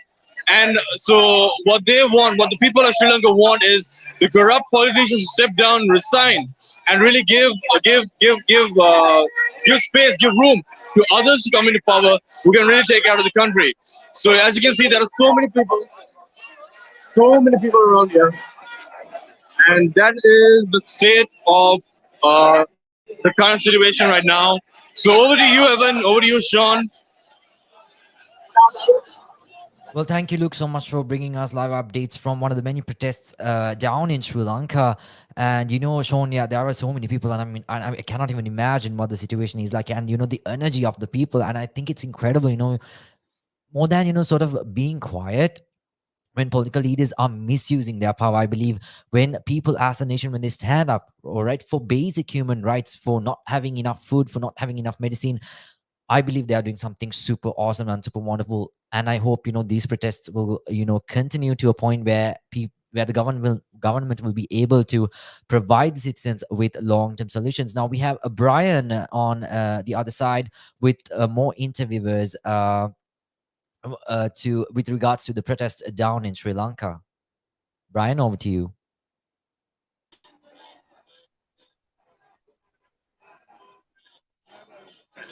Hello. So you can begin with your name and tell me why you are here and what you do. And if you see a future for Sri Lanka, perhaps you can continue on. Hi, I'm Yasas. Actually, I'm a digital content creator. So I'm here because I don't see any future to Sri Lanka. I mean, there's no future actually with this whatever in this political system, like whatever is this current system. There's no future to the Sri Lanka. So that's why I'm here. Okay. So there was recently a new appointment. Well, a new governor of the central bank was appointed, if I'm not mistaken. Yeah. What do you think about that? Yeah, I take it in a positive way like recently, like he has mentioned and like he explained like whatever the current situation, because even the previous governor, he didn't mention anything, like he didn't really like a lot of information about this thing.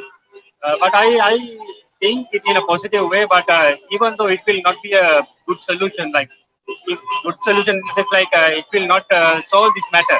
This is something in the core actually. So we'll have to like solve it from the core. So we'll have to change the system, entire system. So by system, what do you mean? Like this is entire the system is corrupted. So like this government, like the president, like even the prime minister, his family, like they have like stolen all the money from Sri Lanka. So that's the simple thing. Do you think there's a way to fix this situation? I know you said that there's no hope, but you are a little hopeful about the central bank appointment, right?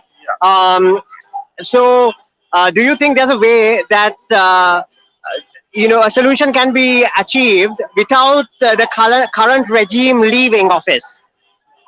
I don't think. So is it merely because of corruption? You think?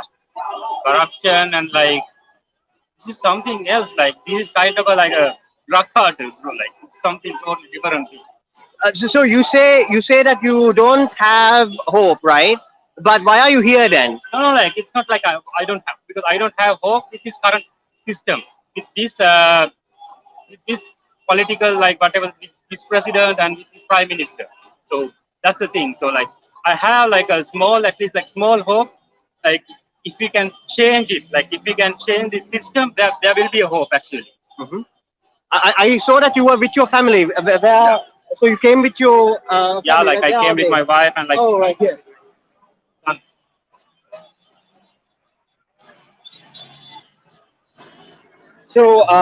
So you do have hope at the end of the day. Yeah, I do have hope. So you just don't have hope in the current regime, perhaps. No, I don't have with this current regime. Okay. So with that, I guess over to you, Evan. Thank you. Well, that was Brian, interviewing live one of the protesters down at Goldface Green. And with that said, we have come towards the end of the program. But giving you a reminder once again, this is a Relax Radio Beyond Frequencies. And we were having a very special show today with regards to the current protests concerning the economic crisis in Sri Lanka. And of course, got to give a big shout out and a big thank you to Mika Thompson, Luke, and of course, Brian for heading down to Sri Lanka, especially just for this event and for gathering information and of course for showing us what it is like down there. And of course the weather, I hope you guys don't get caught in the rains as well, but here it is very cold in England as well. But yeah, so Sean, what do you think of the whole program, and of course what did you think of how the people voice opinions, and of course just the overall energy from what we saw through the live updates? Well, first of all, a big thanks going out to our team of outside broadcasters who actually went out there and braving the elements, because it's a very rainy season right now. I hope you guys didn't get too wet out there, but you did a fantastic job interviewing those people, and also amazing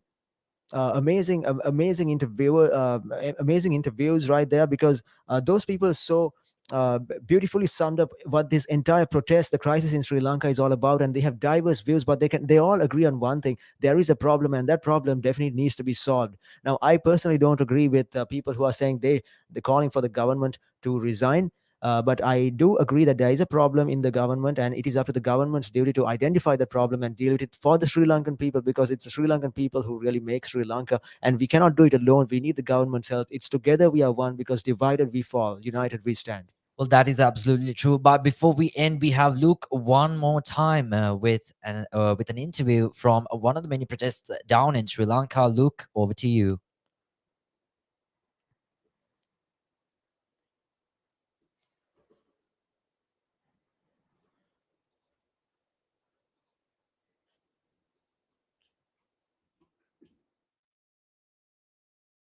I hope we did not lose out on Luke. I don't know if it's network issues, but Luke, are you there?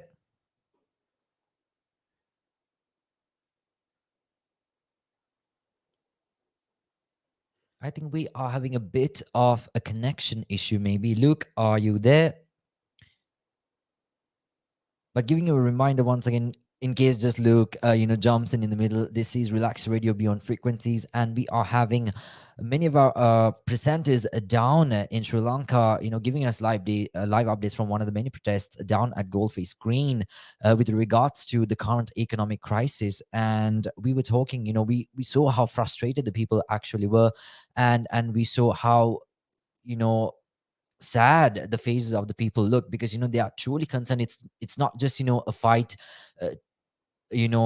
for, I don't know whether fight for something simple, but it's basically about surviving. All right, they are having trouble surviving given the current situation of the country, right, Sean? What do you think of that? Yes, I think that's Hi Evan. quite true. I think we're having Luke is some trouble joining with the internet right now. So if you could probably give us a few minutes. I think there's a signal jam on our side, and we're currently finding it hard to connect. So give me probably a minute if you can. Like I said before, this protest has gone beyond people. The government has regulated what you call regulated signal jams. So due to the signal jams, people can't actually connect, and we're having trouble with the internet right now. So give me a minute so that we can try to rectify this issue. Right? Give me a minute. Definitely. Thank you very much, Luke.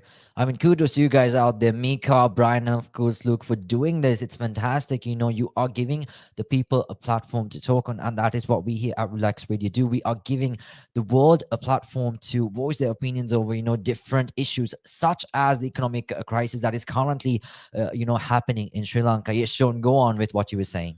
So basically, let's look at a recap of the protests and everything that led up to them. Well, all of this started a couple of years ago in 2019, when the government started scrapping austerity measures, cutting taxes to just 8% of GDP, printing a lot of money for inflation, and refusing to restructure the country's mounting foreign debt and using all the foreign reserves. Now, that in itself did not really cause any turbulence at the time. But then the COVID-19 crisis hit, and then after that, the Ukrainian crisis, the Russian-Ukrainian. All right, so Evan, I think I've got it figured out. So, like I said before, we are here at the golf face, and I've got another Sri Lankan here with me. So, could you tell me exactly what is going on right now? What do you think is going on right now? Actually, right now it's happening in Sri Lanka. It's like a crisis, it's an economic crisis, but we are here for our rights, because we are not asking government from anything. We are asking the government our rights only. That's why people are here, and all are requesting from the government the same thing. We are not requesting actually even one cent, but what the government did us is a massive wrong. So we need to clear that one, and we need we need to clear this all, and we need to keep together, and we need to go one way, as one nation. Yeah. Would you?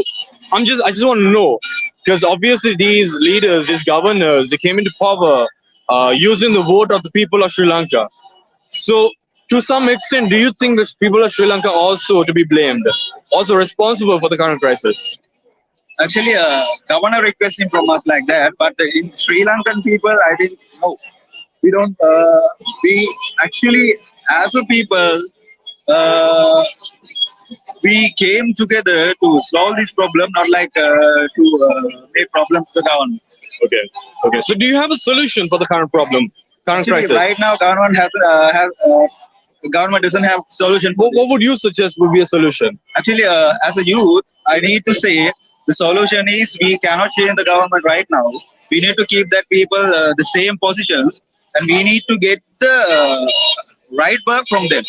Because when we say go Goda, and when we say go 225 to home, but there is something someone has to do. Someone has to rule this. Yeah. So we need to keep these people in the parliament, and we need to get the right work from them. That's why my suggestion. I've got to tell you, it's really powerful to see a lot of youth here gathering, and really what they're doing. They're taking a stand for the country. That's powerful. I think, with this kind of unity, with this kind of power, I think everything is achievable. Do you agree with me? Yeah, absolutely. Definitely. Yeah. All right. So would you say that there is a future, there's hope for Sri Lanka right now? Actually, we think that we have we came to here for our future and our children's future, for our uncle's future and our everyone's future. So we need the future. We need to create a future. So that's what we are requesting. So this guy must listen to us, and they have to give us to create the future. Okay, I want to know how bad is the situation right now? Right now is in depth. How could you tell me? How would you explain to me how bad the situation is? right now there is no actually there is no fuel, right? There is no electricity in our country.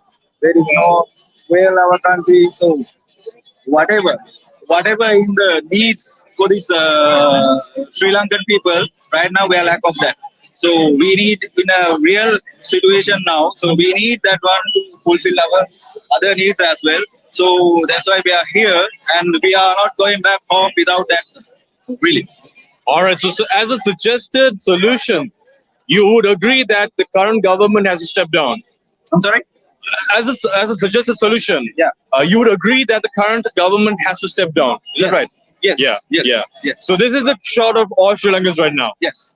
Okay. Thank you so much. We really appreciate you. Thank you so much. Like you see, Evan, so many people agree to the point, agree to the fact that the government, the current government in Sri Lanka, the current governing body in Sri Lanka has to step down, has to give power to a younger generation, better people, better educated people. So a lot of people down here at this protest, they kept saying that the government right now are a bunch of uneducated people.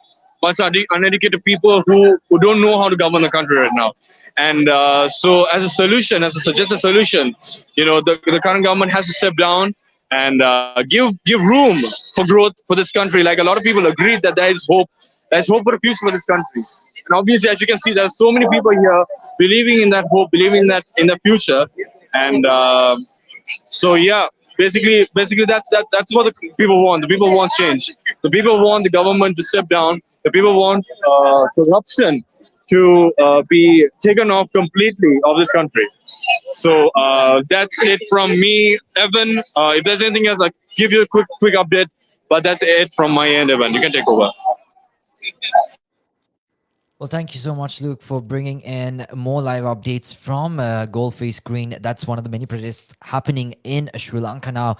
Once again, got to give a big thank you and shout out to Amika, Brian, and of course, Luke for bringing us so much more updates and for keeping the people informed, for keeping the world informed about the current economic crisis situation in Sri Lanka. Because like I mentioned a ton of times, Relax Radio, we are providing a platform for everyone out there to voice their opinions and their thoughts. And of course, I believe this is the perfect opportunity. I believe Relax Radio is the perfect platform, and I'm so glad that so many citizens, concerned citizens, vulnerable citizens in terrible positions in life, going through this turbulent times and these trying times, given the economic crisis. Like I mentioned, there are food shortages, fuel shortages, and of course medicine shortages. Now, Sean, I believe that's one of the major concerns, right? Because I saw like a post from a doctor in Sri Lanka the other day, and of course she mentioned that 2 of the patients have died due to medicine shortages.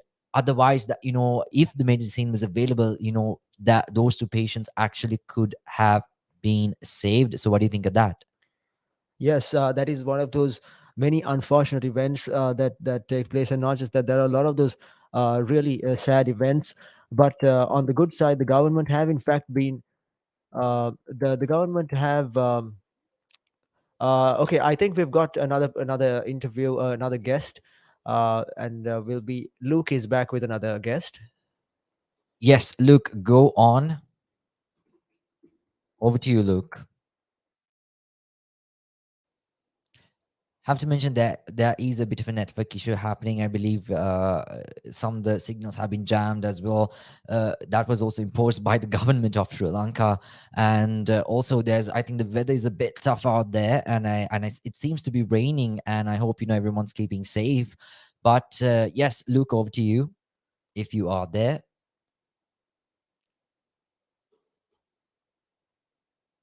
But till Luke takes over, Sean, yes, you can go on.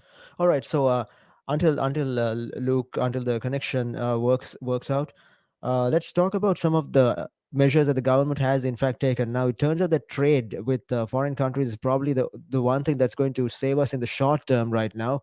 There is a lot of trade and donations coming in from countries like India and China. Indian traders have started loading 40,000 tons of rice for immediate shipping to Sri Lanka in the first food aid since Colombo secured credit lines from New Delhi, according to Reuters.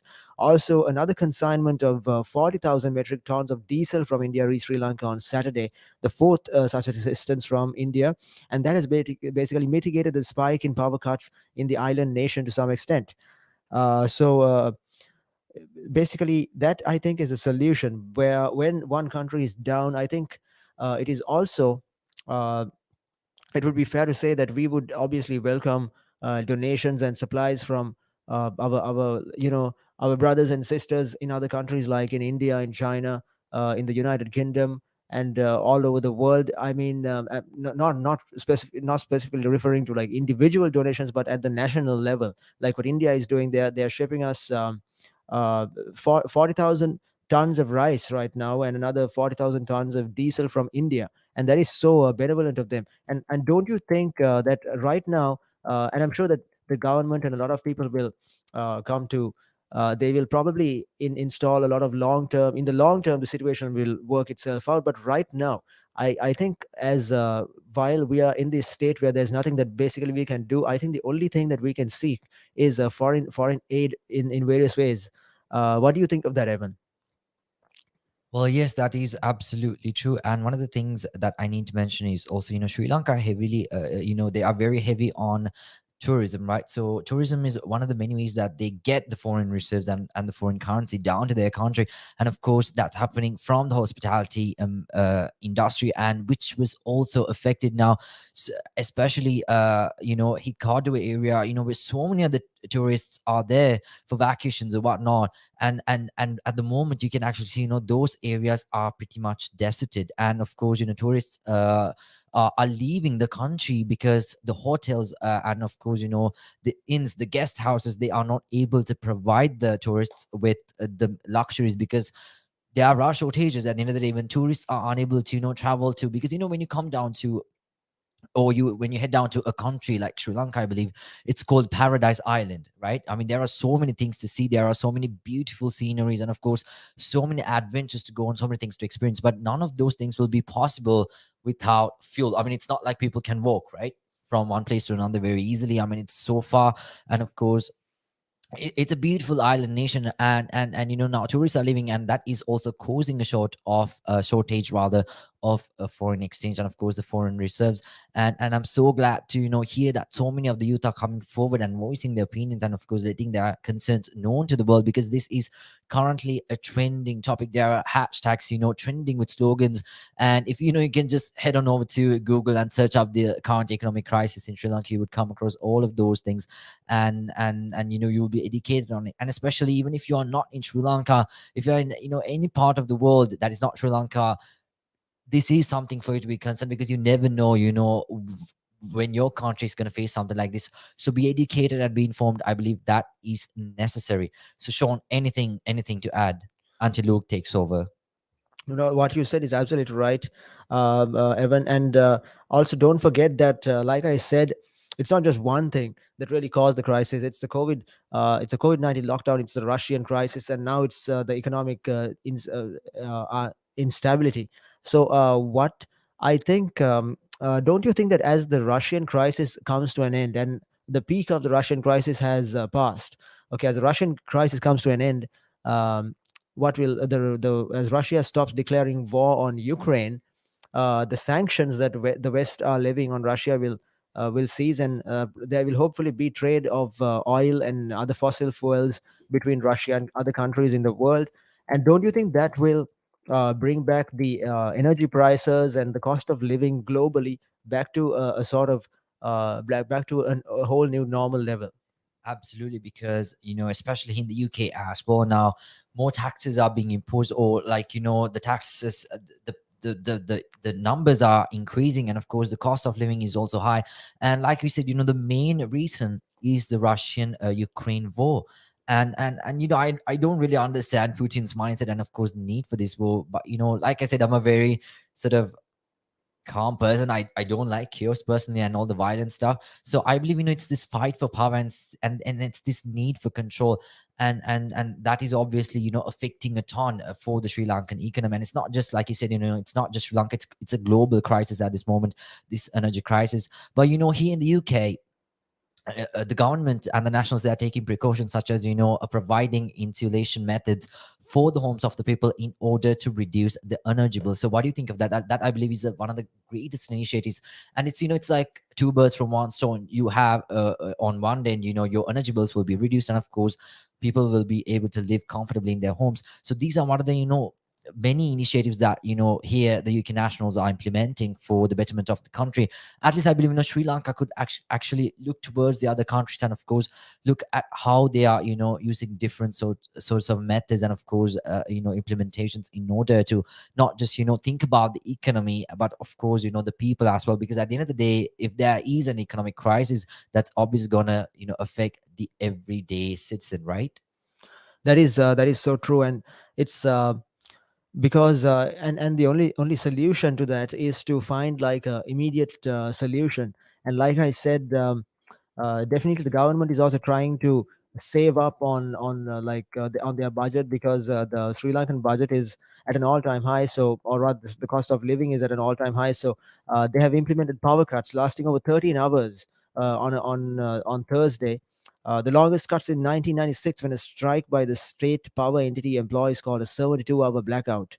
And In recent times, every day there are power cuts a day, like in the morning and in the night, and these are all put in place to make sure that that we save up on the cost of well that as a nation, that we save up on things like electricity, because it is essential to save up right now. So right now the options are very limited, but overall, I would say it's like those protesters said, it's there is a problem and it has to be addressed, and it has to be addressed by the right people in power. So I would say that it's all about leveraging education and skill set, and the right skill set and intelligence to where the problem is, to identify the problem and then solve it if at all possible. On the other hand, I think as citizens of Sri Lanka, we have to also accept that it is not like there are things outside the government's control as well, like the COVID-19 crisis and the Ukrainian-Russian war. And at the same time, yes, there were very bad decisions made at some level, at the financial level. And if it is true that there has been stealing from the people's money, then it is definitely a duty for that issue to be investigated, and for the people who the people who have been I would say dipping their fingers in the money of the Sri Lankan people to return the money. It is just their duty. But then all these things factor into the same issue, and that is that yes, there is a problem. It has to be addressed. Who is going to address the problem, and how? But at the end of the day, it's one country, and we can't be without a government, and certainly the government can't exist without the country. It is like I said, united we stand and divided we fall. Well, that is absolutely true, and I love that slogan as well. That's such a good saying. But yeah, it once again it shows the unity of the people, right? I believe once the protests actually started, so many changes happened rapidly in Sri Lanka, such as the stepping down of some of the cabinet ministers.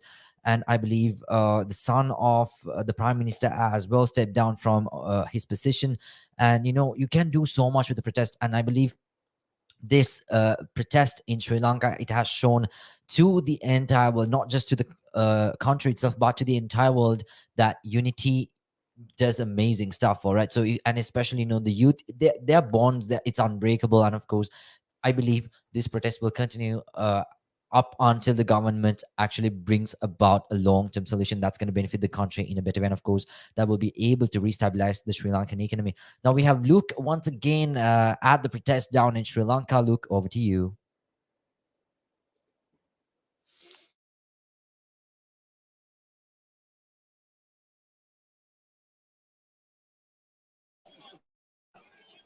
All right, so folks, we've actually got another influencer in Sri Lanka. Motivation Apache, am I correct? Right. Yes. All right. So I have a few questions for you. මට දැනගන්න ඕනේ. දැන් මේ මිනිස්සු මෙතන ඇවිල්ලා තියෙන හේතුව මොකක්ද? Why are the people here right now? ඊටනේ මේ මිනිස්සු සායන කාලයක් ඒ කියන්නේ දීර්ඝ කාලයක් තිස්සේ ඒගොල්ලන්ට ඕන දේවල් කරගෙන ඉන්න තරම් අපි සත්‍ය නොකර හිටියා. ඒකට හේතුව මේ රට ඒගොල්ලෝ හදයි කියලා තන හැම වෙලාවෙම මිනිස්සු හිටියා. අනිත් එක මිනිස්සු හැම වෙලාවෙම ಜಾති පක්ෂ පාටවලට හිර වෙලා ඉන්නවා. මොකද දේශපාලඥකෝ හැම වෙලාවෙම කරේ මේ ඇඟ ඇතුලේ ඉන්න මේ වීරයව මේ ඇඟ ඇතුලේ ඉන්න සිංහයව හිර කරලා අන්න ඒගොල්ලෝ තමයි මේ වීරයා කියන එක මිනිස්සු අතරට දීලා තිබුණා. මෙන්න මේක මිනිස්සු දැන් නැති කරගත්තා. මෙතන තමයි හොඳම දේ. මේ මිනිස්සු පිට කරේ පීඩනේ, කෙලිම පීඩනේ දැන් පිට කරලා තියෙන්නේ. ඒ ඕපන් ඉන්න මිනිස්සු එකයි මේ. දැන් මෙතන මම දන්න විදිහට 10000කට වඩා මිනිස්සු ඉන්නවා. 10000 නෙමෙයි සයි. ඊට වඩා ගොඩක් 50000 ලක්ෂයකට කිට් වෙන මිනිස්සු ඉන්නවා මෙතන. මේ මට දැනගන්න ඕනේ මේ කරන දේෙන් පළක් තියනවාද? කියන්නේ is there a hope for Sri Lanka? ලංකාවට තියනවාද මොකක් හරි බලාපොරොත්තු? ඔව් දැන් මෙහෙමයි. එකම ඇත්තටම කිව්වොත් දැන් මෙහෙමයි. මෙච්චර කාලයක් ඒගොල්ලන්ට ඕන දේවල් ඒගොල්ලන්ට කරන්න මේ අපේ මිනිස්සු ඉඩ දුන්නා. ඒගොල්ලෝ හැම වෙලාවෙම අපි නිවටයෝ කියලා. මේ අපි ඒගොල්ලොන්ගේ මේ ඒගොල්ලන්ගේ කන මිනිස්සු කියලා. හැබැයි එයාලට මේ පාර හේතු ගන්නෙව්වා. ඒගොල්ලෝ කන්නේ මේ අපෙන් කියන්නේ. මෙන්න මේ මිනිස්සුන්ගේ සල්ලි වලින් තමයි ඒගොල්ලෝ කන්නේ. ඒතකොට මම හැම වෙලාවෙම කියන්නේ ඒකයි. දැන් හිඟන්නේ කරන්නේ කාගෙන් හරි ඉල්ලගෙන කන එක. හැබැයි උන් කරන්නේ මේ අපේ සල්ලි හොරගම් කරලා කන එක. ඒතකොට මට හිඟන්නන්ටත් වඩා අන්ත වචනයක් නැහැ උන්ට කියන්නේ. අන්න එතන තමයි තියෙන එකම දේ. ඉතින් මොනවාද මේ කරපු දේ? ඒ පීඩනය මිනිස්සු පිට කරපු එක ඒගොල්ලන්ට හොඳට දැනিলা තියෙන්නේ. ඒතර ජනාධිපති පාර්ලිමේන්තුවට ගිහිල්ලා කටහඬින්න ජනාධිපති උදේ 6ට ගෙදරින් යන්න පාර්ලිමේන්තු මන්ත්‍රීවරු V8 එක යන මන්ත්‍රීවරු පුංචි කාර් වල යන්න දැන් එළියට බහින්න නැති වෙන්න හැංගිලා ඉන්න මේ පීඩනය මිනිස්සුන්ට හොඳට දැනලා තියෙන්නේ. Forgive me if I'm saying something wrong. I believe you're from an older generation. Or generation පොඩ්ඩක් කියලා මම හිතනවා. ඔව්. ඉතින් අපි දන්නවා ඉස්සර ලංකාවේ අරගල තිබ්බ ගොඩක්. ඔව්. ගොඩක් මේ වගේ ප්‍රොටෙස්ට් තිබ්බා. ඒතකොට ඒවා riots වුණා. මිනිස්සු මැරුණා. There was a lot of bloodshed in the future, in the past. So what makes this different? මේ තියෙන ප්‍රොටෙස්ට් එක වෙනස මොකක්ද? මේකේ වෙනස තමයි මෙතන ඉන්නේ අරගල කරන්නවත් නැත්තම් මෙතන මොනවද මේ කඳුළු ගෑස් ගහන්නවත් අඳුළු ගෑස් කන්නවත් බැටල් පොළු කුක්කාර කන්නවත් අන්නේ කිසිම දෙයකට කන්න බලාගෙන ආපු මිනිසක් නෙමෙයි. මේ ඉන්නේ බොහොම වැදගත් විදියට තමන්ගේ ජොබ් එක කළා තමන්ගේ ගෙදර නැත්තම් මේ මෙතන ඉන්න ගොඩක් අයට හොඳට කන්න බොන්න තියෙනවා. හැබැයි මේගොල්ලෝ හොඳටම දන්නවා මේ කන්න නැති මිනිස්සු මේ ලංකාවේ ඉන්නවා කියලා. අන්නේ හැමෝම වෙනුවෙන් තමයි මෙන්න මේගොල්ලෝ දැස්සේ. හැබැයි මේක කඳුළු වගුර ගන්න නැත්නම් මේ ලේ වගුර ගන්න වැගිරීමක් නෙමෙයි. මේ විනාශයක් නෙමෙයි. මෙතන කාටවත් ඕනේ නැහැ මේ දේ. මේ හැමෝටම ඕන. තමන්ගේ විරුද්ධත්වය ප්‍රකාශ කරන්න විතරයි. මම ඒක කියන්නේ මේ ජොබ් එක ඉවර වෙලා නැත්නම් අද නිවාඩු දවසේ මේ ආපු අය මේ ඉන්නේ. ඔයා නිකන් බලන්න මෙතන ඉන්නවද කියලා බස් වලින් ගෙනල්ලා අරක්කු බෝතලයට නැත්නම් මේ පත් පැකට්ටයට ආපුන් ඉන්නවද බලන්න. මේ හැම කෙනෙක්ම එනකොට මෙතෙන් එනකොට මොනවාරි දෙයක් අරගෙන එනවා. ඒ තමන්ගේ කමට.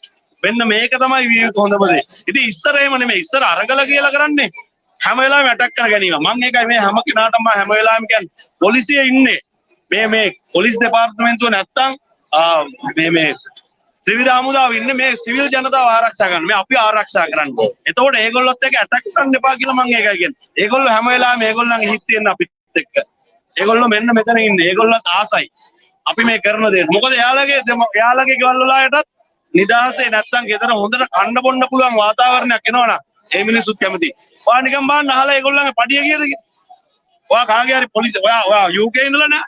ඔයා අහන්න පොලිසිය අයගේ පඩිය කීයද කියලා. ආමිය ගෑගේ පඩිය කීයද කියලා. ආමිය ගේ උන්ට කන්න දුන්න විදිය අහලා බලන්න. උන් අපි දේවත්වයෙන් සැලකුවා ඒතත්. මොකද උන් යුද්ධ වෙලාවෙත් අපි ආරක්ෂා කරා. ඊට පස්සේ මොනවාද මොන කරදරයක් ආවත් ගම් වතුරක් ආවත් නායකයාත් මොනවා හරි දෙයක් වුණා. උන් තමයි හැම වෙලාවෙම අපේ ආරක්ෂාවට හිටියේ. ඒ අඩුම ගානේ අහලා බලන්න උන්ගේ පඩියවත් හරියට දෙනවද කියලා. මෙන්න මේක තමයි මචං මේ වෙලා තියෙන්නේ. මෙන්න මේ පීඩනය තමයි මේ මිනිස්සු ඉන්නේ.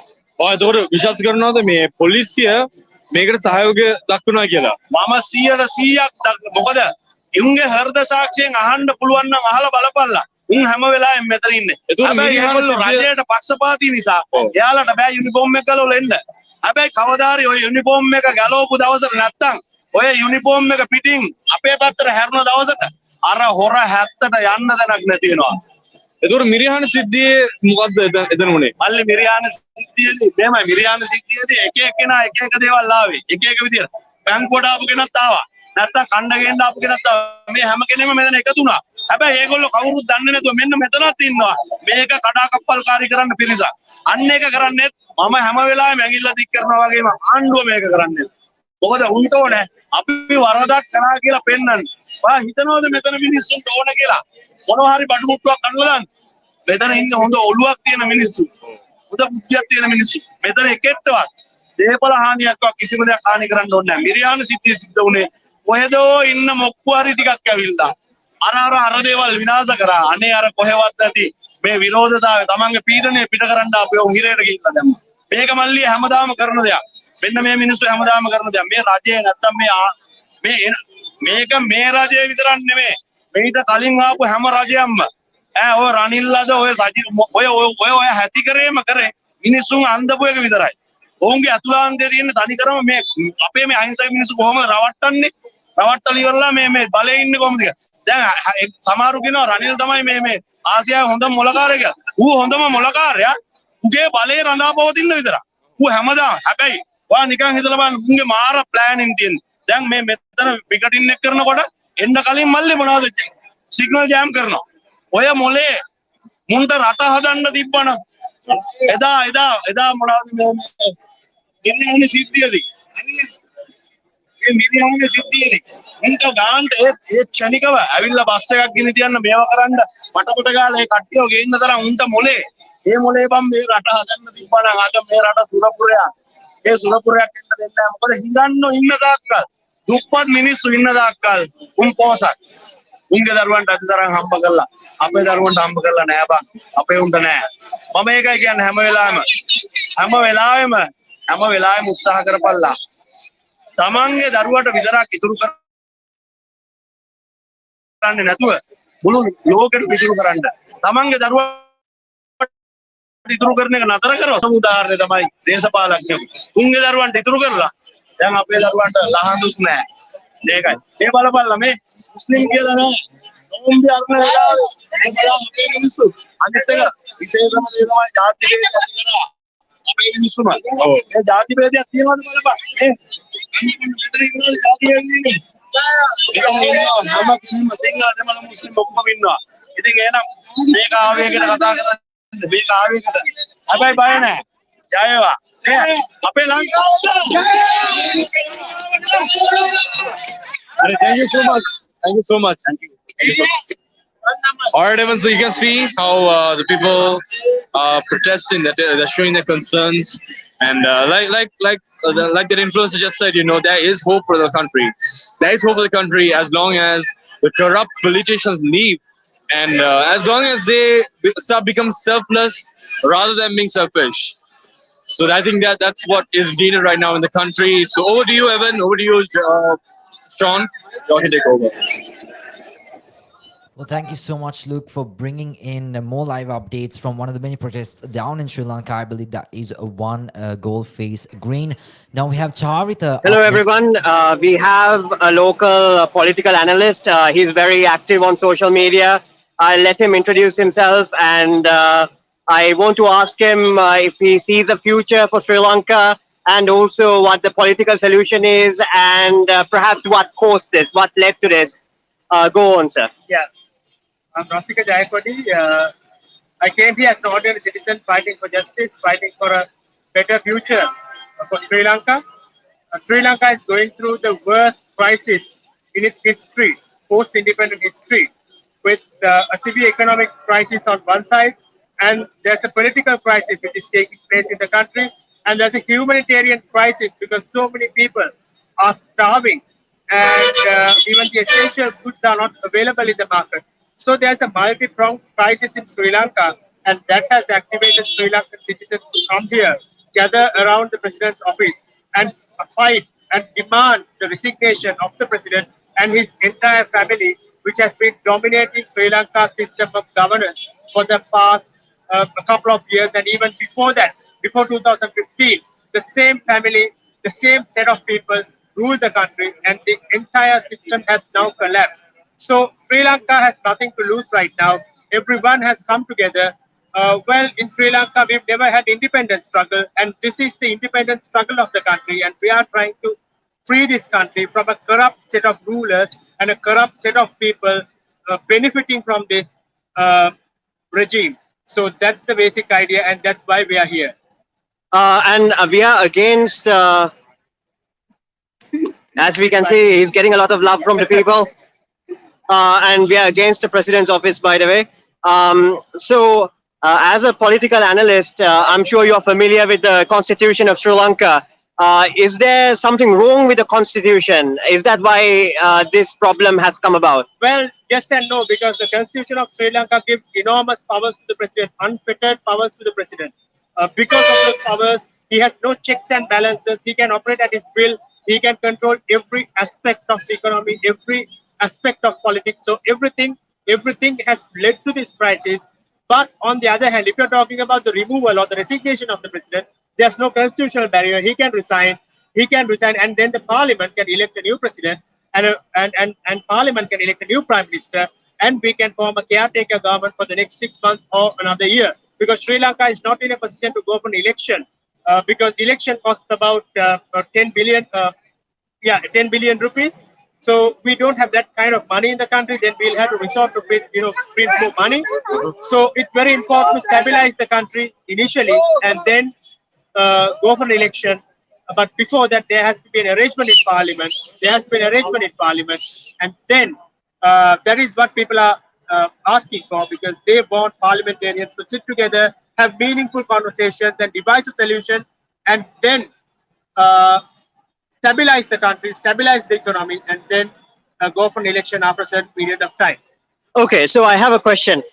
Given the Sri Lankan president is something of an elected dictator, or his powers basically make him an elected dictator. Do you think that this prevents the parliament from going against him? There's a certain fear in the members of parliament to go against the president, because perhaps they will get in trouble if they were to go against the president. If that happens only if the president has legitimacy, because that comes from the support of the public. If the president has lost the support of the entire public, the entire population of the country, he loses the moral authority to rule the country. So when the president and the government loses its moral authority to rule the country, then there's no question of calling for his resignation. So right now, what happens in Sri Lanka is that under this president's rule, Sri Lanka has gone into its worst economic and humanitarian crisis in decades. So as a result of that 4 fundamental mistakes made by the current administration led to this downfall. First thing, soon after they came to power, the government announced a tax break for businesses, and that cost Sri Lanka about 500 billion tax revenue, and that shrunk the tax base of the country. And after that, the credit ratings, there were downgrades in our credit ratings, and that led to another set of issues. And then another fundamental mistake the current government made was the organic fertilizer decision. The government banned the importation of chemical fertilizer, and that led to the destruction of the agricultural sector, which has been instrumentally ensuring Sri Lanka's food security for many years. So as a result, the agriculture sector is also facing a severe crisis, and Sri Lanka has lost its food security, and we are heading into a severe food crisis towards May, or in May, right? And then printing money excessively without any kind of safeguards, that led to a severe increase in inflation. And right now, Sri Lanka has the fastest inflation rate in Asia. So all these issues, all these blunders were made by the current administration. So, having presided over a crisis of this magnitude, that ruler, this bunch of people in this government, they don't have moral authority to govern the country, and that's why people are calling for their resignation. That's why people are calling for their removal. Okay, so as people who have studied British history and also British colonial history, we know Sri Lanka used to be a British colony and so on and so forth. Do you think there's a certain threat from India and perhaps China as far as colonization is concerned? Do you think that Sri Lanka might become a colony again? Sri Lanka is a small state, right? Yeah. That's the reality. Yeah. So whenever a small state like Sri Lanka deals with a powerful state like India, China, or the US, there's naturally going to be an imbalance. It's like the relationship between a child and a parent. There's an imbalance in that relationship. But in Sri Lanka, this imbalance led to a pathological lopsided kind of arrangement, because China or these powerful countries, they had a they had undue influence in every aspect. You remember what happened with that fertilizer, with that ship which carried substandard fertilizer from China. Sri Lanka had to pay 6.7 million USD while undergoing a severe foreign exchange crisis. So there's a pathological level of imbalance. So Sri Lanka has not managed this imbalance in a judicious way, and that's the problem. So a small state cannot deal with a powerful state on equal terms, right? That never happens in federal relations. But the duty of the small state is to manage this imbalance. So that is what he has done. All right, and thank you very much for the information given and giving us your opinion. Evan, I guess it's back to you. And thank you very much, sir. No worries. Well, thank you so much, Brian, for bringing us more live updates from one of the many protests down in Sri Lanka. Now we have Luke with more live updates coming from Sri Lanka. Luke, over to you. All right, so I'm Luke and I'm back, and I've got a celebrity figure of Sri Lanka. This is Dulika Marapana for all you Sri Lankans tuned in to Relaks Radio, all you Sri Lankans in the UK right now. I'm pretty sure you know who Dulika Marapana is. So this is a strong celebrity figure here in Sri Lanka, and she wants to share her viewpoint and what she thinks of the country right now. What do you think of the current situation in the country? Current situation, it's a very horrible in this moment actually, because it's not a 1 year or 2 year or the reason. It's a long time. It's day by day. It's came like these situations. So that's why all the people, they came out and they're fighting their rights and they're shouting, say, go down, go down. Yeah. And some people say we don't need two to five people, the parliament members, and some people say in this moment we need our money back.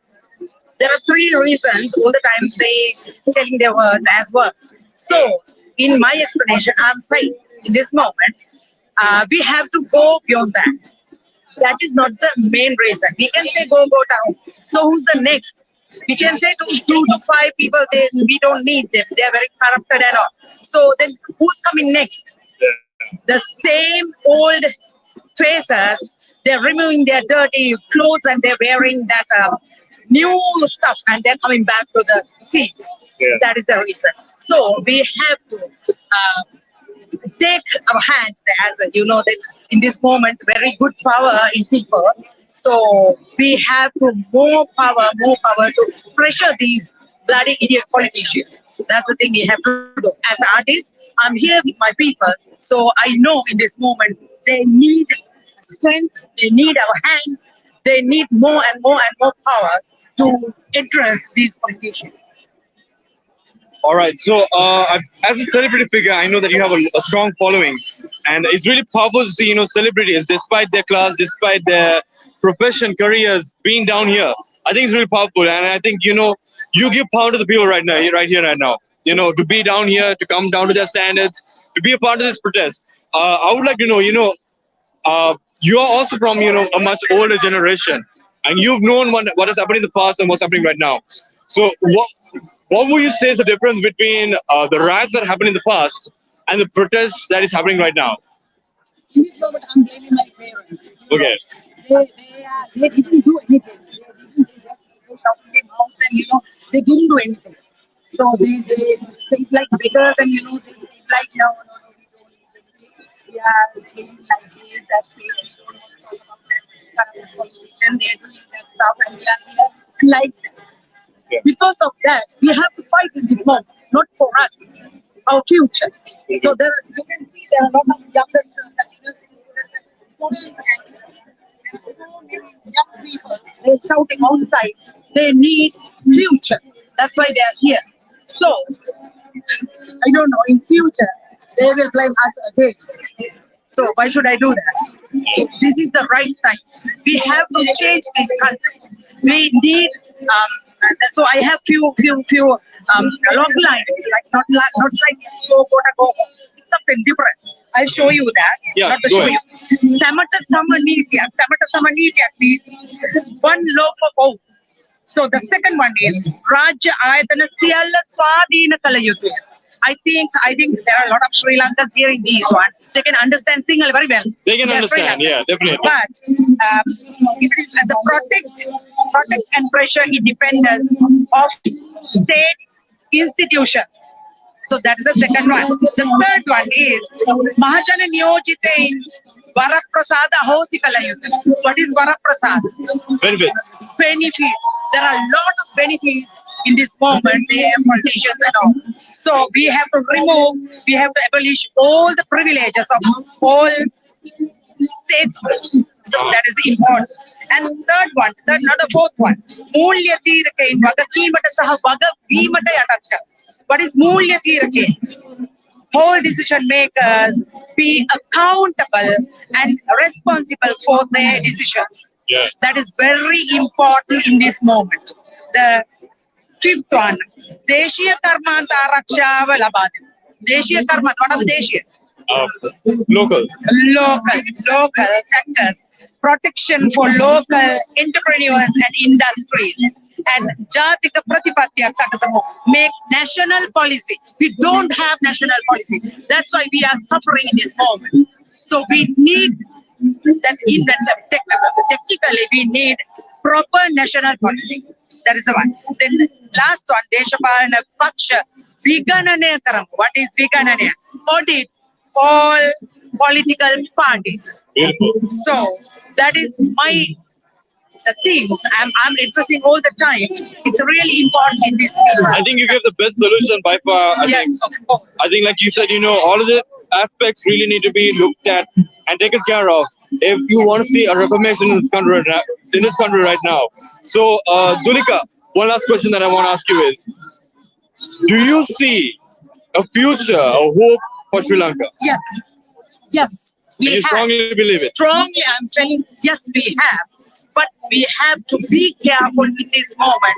Okay. Still, that corrupted politicians, they are taking all the rules and regulations. They're handling all the things. So, because of that, we have to be careful. We have future. We have to raise our hand against this corruption. If we can do this, if we can change this in this moment, we have future. I'm begging all my Sri Lankans out of this country in this moment, give your hand, please stand up a country. It's must in this moment. Join with us. We can do. I think I believe that as well. Sri Lankans all around the world have to get together right now, because if it's not now, it's never. And because it's a critical time for Sri Lankan. Yes. It's a critical time for everyone. Like you can see a lot of people here. 1 or 2 days. Yeah, exactly. So we can spend like 1 month or 2 months or 3 months or something. So we need your hand to stand again. All right, Dulika, thank you so much. We really appreciate it. Thank you I so think much for you're really inspiring. I think a lot of people are inspired by you being here right now. So thank you so much. I'm doing my best. I really appreciate Love it. you all. Love you too. All right, over to you, Evan. All right, bye. Well, thank you so much, Luke, for bringing us one of the celebrity figures down in Sri Lanka.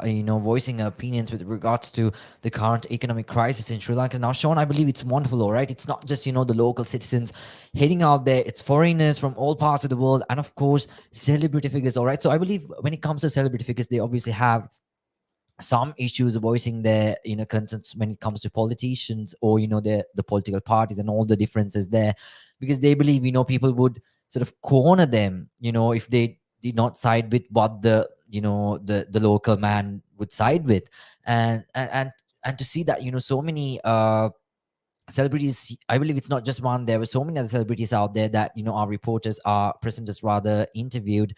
And it's really, it gives hope, and it's really awesome to see that they are stepping out regardless of their fame. Because for example, if you take a fan of one of the celebrities, and if they were supportive of the government and their movements, but the celebrity themselves are opposed to that movement, maybe the celebrity would lose that fan, right? There is that sort of aspect to that as well. But regardless of all of that, the celebrities are standing up for what they truly believe in, and I think that is awesome. Now we have come to the end of the special show that we broadcast at Relax Radio Beyond Frequencies, and we appreciate and thank everyone that tuned in, and of course all the protesters out there, for the ones who participated in the interview programs as well, for voicing out your thoughts and opinions, because Relax Radio is the best and the most perfect platform to do so. And I hope Amika, Brian, and Luke, I hope you guys have a safe journey back here. Take care of yourselves, and of course have a wonderful time when you are there out in Sri Lanka. And of course stay safe. I guess the weather is also a bit tough there, just like here in the UK as well. So Sean, what are your final thoughts on the show, and of course the situation in Sri Lanka? Well, Evan, you made a great point right there, saying that when it comes to celebrities, how they support the people. It's important to remember celebrities are not policymakers. They don't have a say in what goes on in parliamentary functions. And so, in a time like this, celebrities and people, like for example, actors, actresses. And normal people like you and me, we are all in the same boat here. And like you said, it's quite likely that celebrities can influence public opinion. For example, if their fans are voting for one particular party and they say something else, they can easily change the ebb and sway of how people think, how their fans think, and they can also lose fans if they say the wrong thing in the fans' opinion. However, what these celebrities are doing is they are clearly siding with the people, because while celebrities, because of their status, they are probably not subject to the same kind of pressures that the common man is subject to.